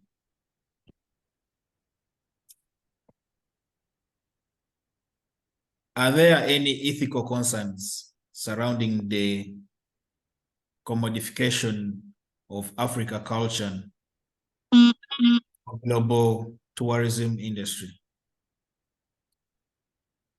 What role does sustainable tourism play in mitigating the negative effects of globalization on African cultures? Thank you, Joshua. Yes, I would say yes, there are indeed ethical concerns surrounding the commodification of African culture for the global tourism industry. And these concerns revolves around issues of cultural appropriations, which I've mentioned earlier on, and also misrepresentation, misrepresentation of culture or misrepresentation in the marketing and promotion of African culture for tourism purposes, sometimes can result in misrepresentation or stereotyping kind of a thing. And you see, this stereotype reinforces biasness and present an inaccurate or oversimplified view of diverse African cultures. And then now another maybe ethical concern, you can also see economic exploitation. Local, there are local artisans, their performance and cultural practitioners maybe not always receive fair compensation from their contribution to the tourism industry. And some are actually underpaid or exploited, while middlemen or tour operators profit more significantly at the expense of those people who actually do the most of the job. Like we also see another ethical concern surrounding loss of authenticity. We've talked about commodification earlier on, and you see commodification of our culture can lead to the commercialization of trade traditional practices. And when there is commodification, as I have stated earlier, there is a loss of the authenticity of the culture, and this can diminish the value of these practices for the communities that originally practiced them, So, and also maybe just to touch on the community impact and community impact in this case, it can be the tourism can bring economic benefits to maybe to a community, but then now the distribution of these benefits may not always be equitable. And you see local communities may see limited financial gains from the influx of tourists. And you see this in most of the tourism destinations where the local community are affected the most, but they really don't get value for what they do according to preservation or conservation of wildlife that surrounds this tourism destination. And also maybe another an ethical concern is the dignity and respect. Maybe you can see ethical concerns also relate to the dignity and respect shown to individuals and communities when their culture is presented to tourists. So these issues can include like privacy, informed consent, and appropriate behavior by tourists. Sometimes you see this when people are performing or sharing the photos of individuals.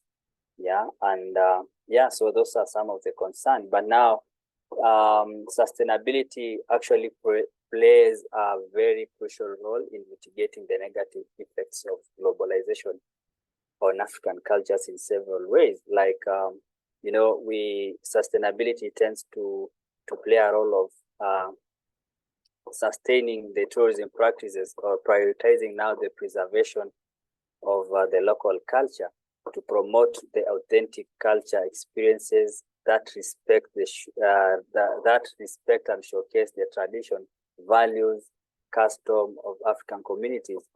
By doing so, sustainable tourism helps protect and maintain the richness and diversity of these African cultures. And you can see that, like in our country or in our community, we've seen that UNESCO has actually recognized the 3 male rites of passage, like for the Maasai, So they have now been listed and inscribed into the urgent safeguarding list of intangible heritage or cultural heritage. This is a very good thing because now during these festivals or during these events, cultural events, that is where now you'll have a chance to see and to actually witness the authentic culture the way it's supposed to be.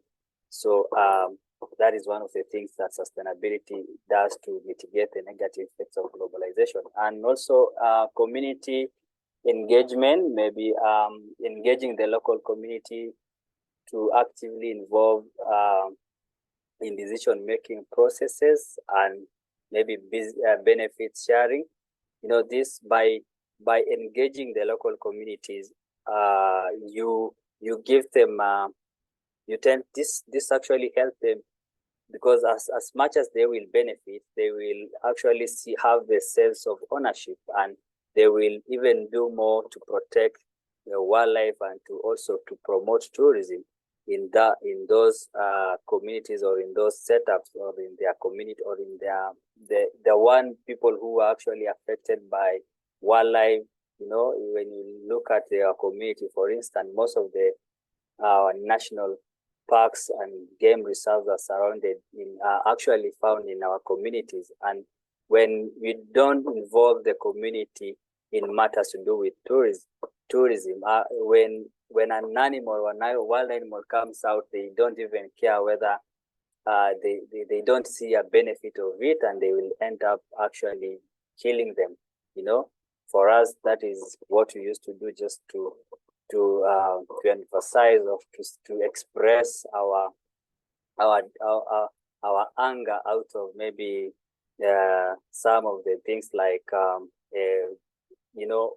elephants and lions coming out to destroy our plants or to kill our livestock. So if you don't tell the community the real reason why they should protect this, why the community also benefit, we tend to disagree, and every time there is wild animals coming out to our places, we just retaliate and kill them.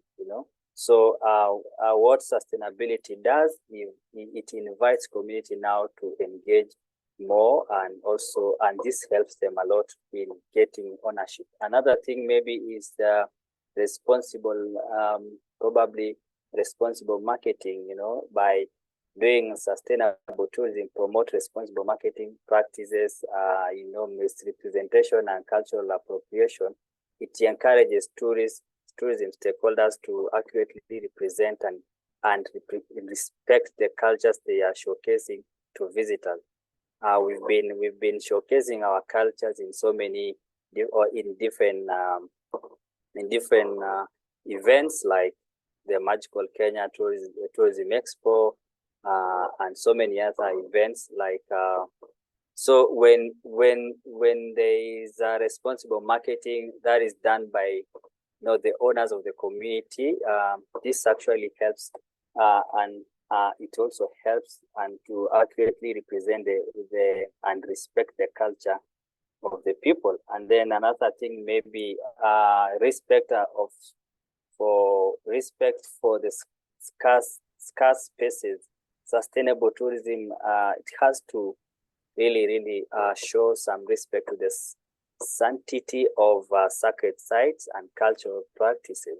Now, in Africa, it seeks to minimize the disruption to these spaces and ensure that tourists understand and follow appropriate behaviors and etiquette, so that they just don't go to in our cultures, we have some sacred places, and we do some whereby things that are sacred are done in there. And sometimes if someone goes there just because he wanted to see, and end up doing something that doesn't really really make the people of the community happy, that is not something which is good. So what sustainability is, when you go to a sacred place, just make sure that you learn from the community, or you get to know what you're supposed to do here and what you're not supposed to do, so that you do not be in trouble. And then another thing is maybe the last thing maybe I will talk about is the community-based tourism, for sustainability, to mitigate these issues. Sustainable tourism should encourage the development of community-based tourism initiatives, where now our local communities are directly involved in hosting tourists, sharing their cultures, and managing tourism activities, giving actually, or let them actually be the one telling stories about culture. And these approaches allow communities to retain control over the cultural heritage. Yeah, so this is basically what I would think are some of the mitigation measures that sustainable tourism will do. Thank you so much, Joshua. Thank you so much, Ole, for that discussion. Sustainable tourism is where we have to go, because we need to uphold society and also make sure that we benefit now and the future through tourism. So thank you for that deliberation. My next discussant or guest speaker is Itu. Itu, the question is, in Africa, we see that many times Westernization is focused with development, and some trade their culture to adopt Western traditions. How can we safeguard and leverage our culture to enhance tourism in Africa? Are there any innovative approaches or strategies that can be employed to promote African culture and tourism while managing the challenges posed by globalization? Thank you so much, Itu. Itu, let's make sure that we discuss under 3 minutes, so we don't lose our people. Thank you so much. All right, thank you, Joshua. I'm going to try and do that. I can't promise, but I'll do my best. Fortunately, I did prepare, so hopefully I'll just brush through each point. Good evening again. So let's go right into it, given that I really have a few seconds left. Development is something that we need to understand, because a lot of the times, in fact, let me share with you a short story.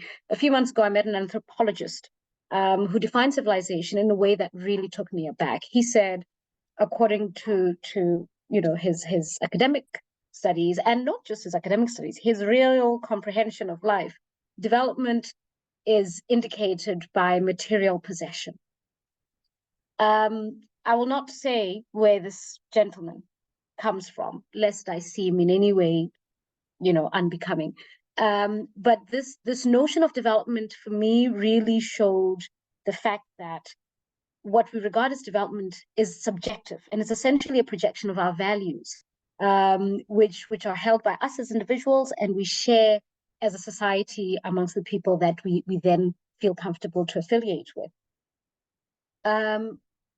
Personally, I think that when we talk about development, it's important for us to appreciate that development for Africa, which can be showcased through African cultural tourism, can definitely shift away from Westernization by emphasizing the things we all know we hold dear, which, for example, should begin with Botho. Botho meaning our sense and our conscious appreciation of and value of human wellness. In this regard, we know, and it is fairly established, that a lot of African communities in our rural areas have a natural appreciation of balancing their own human actions in relation to the environment that they live in, because this is an environment that they know they rely on for their own for their own day-to-day livelihoods. So the human nature balance is something that we've obviously seen more popularly talked about with regards to human wildlife conflicts. But if we were to take it from the perspective of our indigenous practices and how it is that our societies have been able to create, whole cities, and still have very clearly demarcated areas where the wild animals would be, which we have now preserved through national acts and other things. If we were to appreciate that and really leverage on the traditional knowledge systems, we would be able to create and offer a flavor of development that would really tap into all the things that now, international bodies such as the UN are trying to inspire Western communities to value. So development in African terms is really naturally different from what we call Westernization, in ways that are perhaps aggressively demonstrated today by the civilians in countries that maybe would be politically incorrect to mention. But since I'm talking about civilians, we're talking about civilians in Niamey, in Bamako, in Ouagadougou, who are demonstrating that despite what the norms are, there is a very clear and strong sense of African identity that a lot of us are feeling fairly confident to assert and to project in the ways in which we run our societies. When it comes to the matter of safeguarding and leveraging our culture, obviously it can be done in several ways. There's intellectual property law, there's UNESCO, from their listings to their safeguarding initiatives, which are funded by our collective taxes. These are absolutely necessary enablers that provide, ways in which we can safeguard our culture and use it optimally. So I would like to end my talk with focus on an example of what two gentlemen in Soweto have been doing for the past 5 years. If you don't mind me, I really feel I must mention them by name, because the work that they do and the potential it holds for this very subject we're gathered here for is important, and I think it's something that can be replicated with their endorsement. By the way, this is something that they wish could happen more in societies across the continent. I'm talking specifically about Themba Khoza and Sifiso Mkhwanazi. These gentlemen, 5 years ago, began what is called Intombientle Virgin Girls Pageant. This is a beauty pageant that leverages, positions, and encourages the Amachichi practice, which is commonly, known, as the reed dance in Swaziland and in KwaZulu-Natal, Eswatini and KwaZulu-Natal. But what Intombientle is for this particular subject is a basket of development trajectories which hold so much potential in terms of brand building and association, that we can encourage our African products and services, no matter what sector they're in, to consider how they can integrate our cultural qualities, the things that absolutely make us stand out, to really position and project the values that we hold as Africans through the quality and the professionalism that they would be doing their own line of work in. As part of this particular line of development, the two gentlemen I mentioned earlier have actually been exploring and acting on strategic partnerships this year that have leveraged the potential of creating lifestyle brands and leaders and influencers, as well as the potential of bringing together business people to associate to promote, position, and enter new markets through the brand affiliation that they can gain with all the different qualities that are embodied in the notion of Intombientle. One of the key things that personally I think become very critical to any work that is done regarding how we integrate culture into tourism, and doing it in a manner where we do not lose ourselves. It's making sure that we actually invest in the young people that are involved or that are aware and that show interest in culture, to have them understand the depth and the spectrum of value and impact this can have for them economically and otherwise. I start and only want to focus on economically because a lot of the times we have had our culture and any efforts and any activities done related to culture, associated with pastimes and backwardness, which is far from what we are trying to promote here today.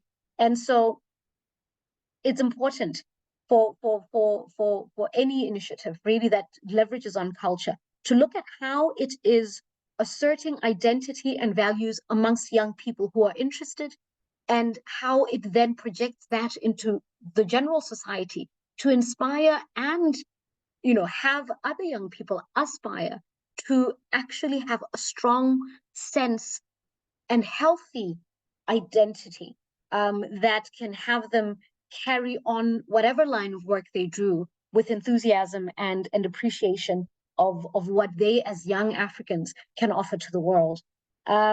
So it is indeed possible to unpack so many different things within our culture. Intombientle is only looking at the Amachichi culture.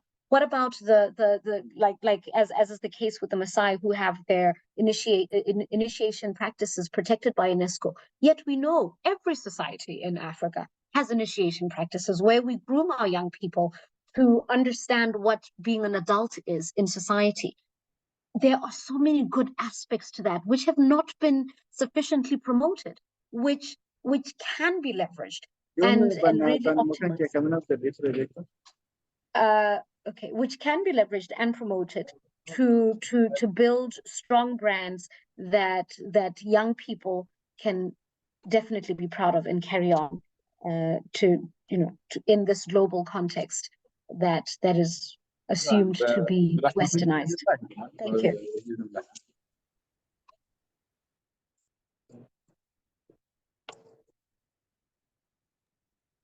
Joshua?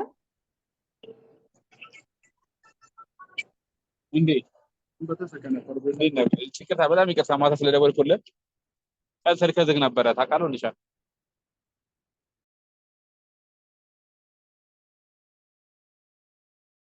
Thank you so much, Itu, for that. Sorry, I think I was experiencing a little bit of my internet collapsing, but I'm happy I'm back. We're going to go to our next question. This goes to Ramina. Ramina, is still with us? The question is, how has globalization impacted the perception of African culture and tourism on a global scale? What are the barriers to entry in the African tourism industry, especially the youth and the women? Please, let's do this under 3 minutes so that we can conclude this webinar. Thank you so much.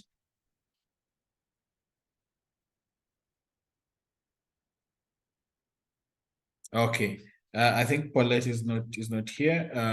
Let me ask Abraham to take on this.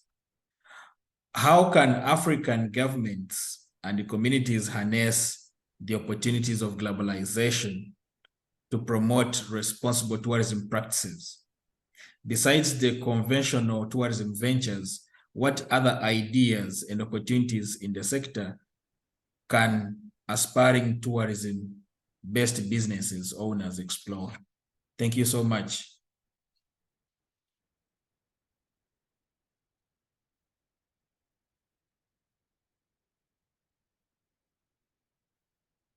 Do I still have my speakers with me? Okay. As Abraham prepares, hello? Yes, I just want to be certain the question was directed at me. Yes. Because I have something, a different question on the prompt. Oh, yes, you're right. Can I go over it again? Please go over my question, please. As a travel and tourism consultant, according to your observation, is the youth playing a good enough role in contributing to the economy through tourism? What practical ways can the youth penetrate and contribute to the development of Africa through tourism? Thank you so much. All right, so because of the constraint of time, I'll just prefer a sandwich solution to this question. We must put into consideration there are a plethora of indices that must be addressed, you know, for us to answer this question, you know, in a better way. First and foremost, Africa as a continent must adopt the Schengen model. What do I mean by the Schengen model? You know, you look at countries that comprises of the Schengen area, and you see the ease and the free flow, you know, of Schengen state citizens, you know, across different Schengen countries. There's this ease, you know, of movement, which is at the moment alien to Africa, you know. Of course, we have the AMC, the Arab Maghreb Commission, we have the SADC, we have the ECOWAS, we have the EAC, you know, but I'd like to see more integration. I'd like to see more synergy. I'd like to see collaborations. I'd like to see partnership. I'd like to see fusion. I'd like to see camaraderie. And like the South Africans will say, Ubuntu. You know, there must be an essence, a sense of Ubuntu among Africans. You know, Africa as a continent for a very long time has been opened to other parts of the world, but Africa has refused to open up to itself. Do you understand? What is the rationale? What is the wisdom behind me being in need of a visa to travel to Botswana? What's the rationale, you know, behind me wanting to travel to Namibia, you know, and the flight ticket is costing me nothing less than $1,000, when the same flight, the same airfare, I might decide I want to fly to the UK. I wouldn't have to spend up to $1,000. Why is flight fare in Africa such a luxury? You know, that also must be addressed. Africa as a nation also must adopt the UAE model. Look at what UAE, most of the time people, they are quick to mention Dubai, they're quick to mention Abu Dhabi, but let's take UAE, United Arab Emirates, as a country. Everything UAE is today in respect to tourism and hospitality happened within the space of 30 years. Why? Because they had intentional, deliberate leadership. They had visionarians as leaders, they made use, practical use, of oil revenue, that was pumped into the hospitality and tourism industry. You look at the migration crisis today, very rampant in Libya and some parts of Morocco. You find out that a handful of Africans in their prime, better still, let me use the word youths in their prime, they are willing to risk their lives, just to get into Europe, and from inception, mankind has not really changed. People would always migrate, people would always move for various reasons, source of living, better life, existence, self-preservation. These are the reasons why people migrate. These are the reasons why people move. So all of these indices must be in place in Africa. You look at most African countries, who got their independence, started getting their independence from the 50s up into 60s, 70s, and then Namibia, okay, who got theirs in the 90s, and Western Sahara presently still having, little fray and imbroglio with Morocco, but a question I pose out there, why is it that after almost 60-something years of independence, Africa as a continent cannot boast of an effective railway system that crisscrosses the north, west, south, and central part of Africa? So all of these indices must be in place. And when these indices, are in place, naturally, youths, would just ease in to the tourism space. They would ease into the hospitality space, because they can smell the coffee. People will pick up jobs because, what is obtainable in the tourism and hospitality industry is not something you can look away from. Like I said earlier on, because of the constraint of time, I'm going to end with this. You look at Thomas Cook, a travel company that's fighting for bankruptcy in 2019. This travel company called Thomas Cook dominated the travels and hospitality space for almost a year and for almost a century and a half.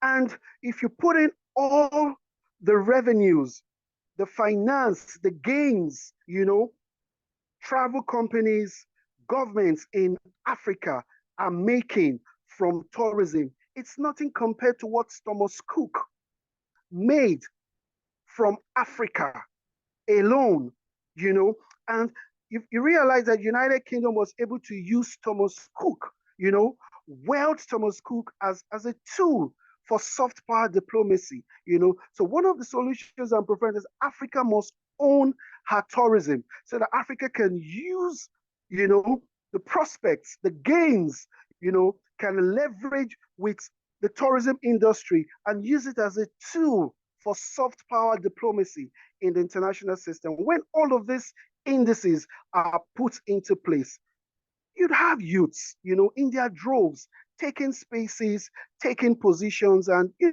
creating jobs. And then the crisis of migration, might not end, but certainly it will reduce drastically. I'm going to stop here for now. Thank you. Thank you so much, Abraham, for that. I'll go straight away to the next question, which goes to Ghazala. How can African governments and communities harness the opportunities of globalization to promote responsible tourism practices? Besides the conventional tourism ventures, what other ideas and opportunities in the sector can aspiring tourism-based businesses or business owners explore? Thank you so much.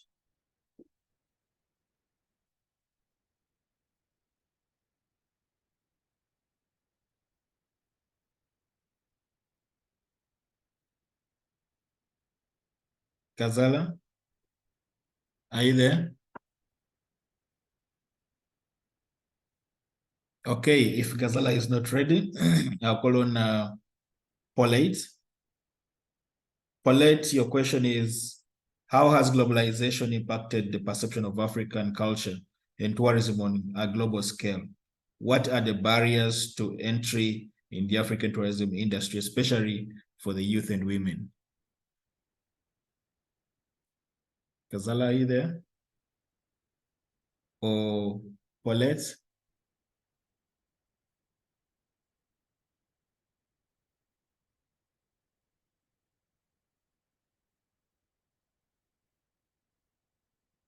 Val, do I still have my speakers?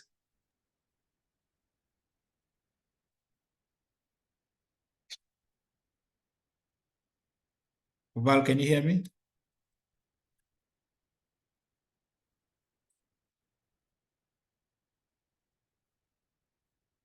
Okay.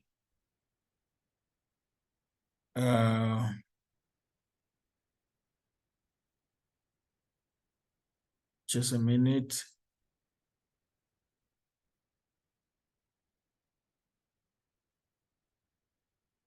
I think I've lost Ghazala.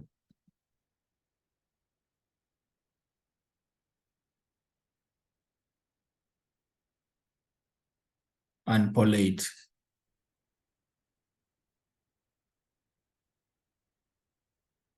Okay, let's dive into the last question. We'll send responses to those questions from those two. But the last question to those who are still on, and I just want to just open up. Today, we're celebrating the African Tourism Day. And part of the things we're looking at is sustainability. And in that reference, we're asking ourselves, as our populations grow, as globalization takes on a number of turns, and it becomes a very big agent, of course, promoting trade, and also it has a big impact on shortfalls that it brings towards trade, towards tourism. And so we need to be aware on how Africa can sustain and also harness its full potential in tourism. I just want to open up for about 4 questions only to our speakers. Please, Val, are you on? I just want to make sure we can go through the question sessions and you can give me support.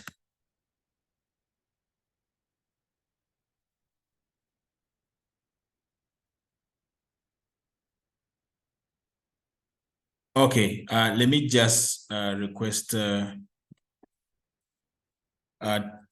some hands for if you want to ask a question, please unmute and ask your question.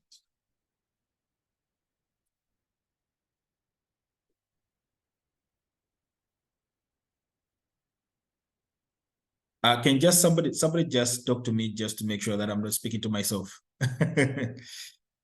Just unmute and say something, so I know Hi, that. Joshua. No, you're not speaking here to yourself. I'm with you. I'm with all you. right. Thank you so much. All right. I don't see any questions up. I see a comment here. Anyone keen on creating synergies in sustainable cultural tourism and exchange spaces with and within South Africa, Namibia, Zimbabwe, Botswana, South Africa, Lesotho, and mainly Lesotho. Please feel free to get in touch. There's an email that has been provided. Okay, and the others are postings about emails, and people can get in touch. So he says, my brother, we know that's intentional. So how do we fix that? I think that was a comment. This was trends in globalization. There's a beautiful railway from South Africa to Tanzania for the elite. I think those are some of the impacts and things that are facilitating tourism. So the rest are very beautiful comments about this webinar. I want to thank my speakers and for giving us the time to be able to deliberate on this issue. Africa's high potential on tourism, and I want to close by saying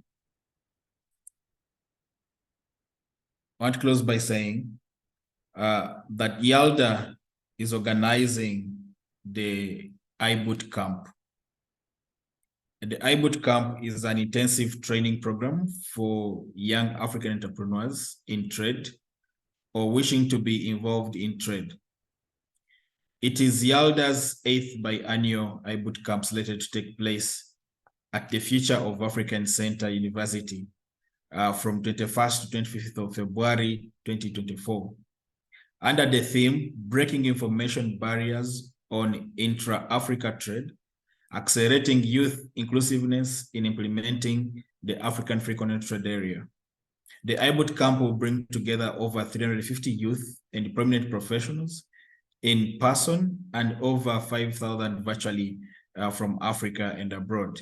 The iBoot Camp provides a platform to connect with dedicated investors and overcome the challenges of securing capital. The program offers comprehensive training for business expansion and prepares participants for financing. The YALDA iBoot Camp is unique in that it connects participants with actual angel investors, seed investors, funds, and debt providers who support exceptional youth businesses. We are pleased to announce that we have already confirmed Afrexim Bank, UNDP, United Nations Economic Commission for Africa, ITC, and the African Free Continental Trade Secretariat as partners in the successful organization of the implementation of this event. Don't miss out on this incredible opportunity to grow your business as a young entrepreneur in Africa. We invite all young entrepreneurs and aspiring entrepreneurs to register using the link provided on the slide and also provided in the chat box. Please look at the chat box. You'll see that website.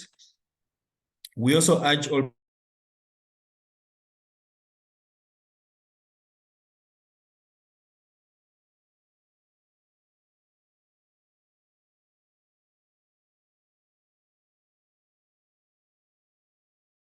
and gentlemen, I want to ask the speakers that I have on the call just to give their closing remarks. I want to start with Eva. Eva, your closing remarks.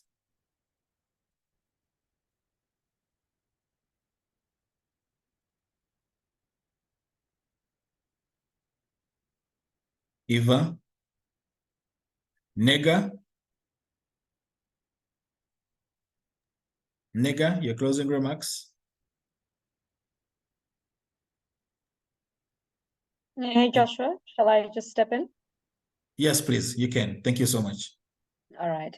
I think really gratitude is due to YALDA and the continental team that is behind it. This gathering this evening has been very insightful for me. I've learned quite a number of things that I didn't know before, and several things that I was delighted to hear again. I do hope that many of the people that have been listening and also commenting in the chat or found something valuable and hopefully made new connections as well. I look forward to the ones that I'm anticipating, and I really do wish everybody here this evening a fantastic evening for me, a fantastic rest or a fantastic day depending on where you are in the world. And thank you to Joshua. I think you've done a good job of facilitating us this evening. It's been excellent serving within the spectrum of your leadership today. Thank you. Thank you so much for your kindness. And thank you for the time. We appreciate so much. Nega, Eva, please, your last words. Is Gazala back? Your last comments? Henry? Can I say something? Yes, please.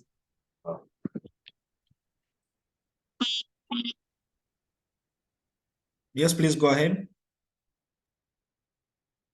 Well, me or that? Please go Anybody ahead. Yes. Okay. No, thank you very much, Joshua, for taking time to mobilize us all from the African continent to be on this very important gathering celebrating Africa Tourism Day. And discussion of this nature are very important for us as Africans, for tourism in the continent. And I think, I look forward to continue that engagement and to looking at synergy because our greatness is within one another.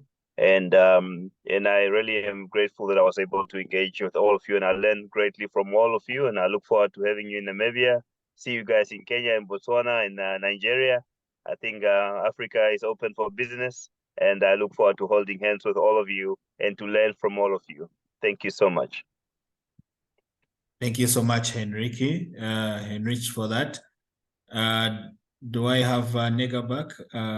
Eva? Okay. I want to thank each one of you who has joined us today. Members who have attended, please continue being with us on our monthly webinars. We also have discussions on other topical issues on Africa, and we are grateful for you being with us for these 2 hours. Our guest speakers, we're always grateful, and once we request you to be again a guest speaker, please accept our polite invitation. Members, please follow us on the social media platforms for more engagement. This discussion is still on. Tourism is key, and we're going to still have other discussions that will come through. Our facilitators have put their email addresses in the chat. Please feel free to tap into their connections and ask any question, any clarifications at any time.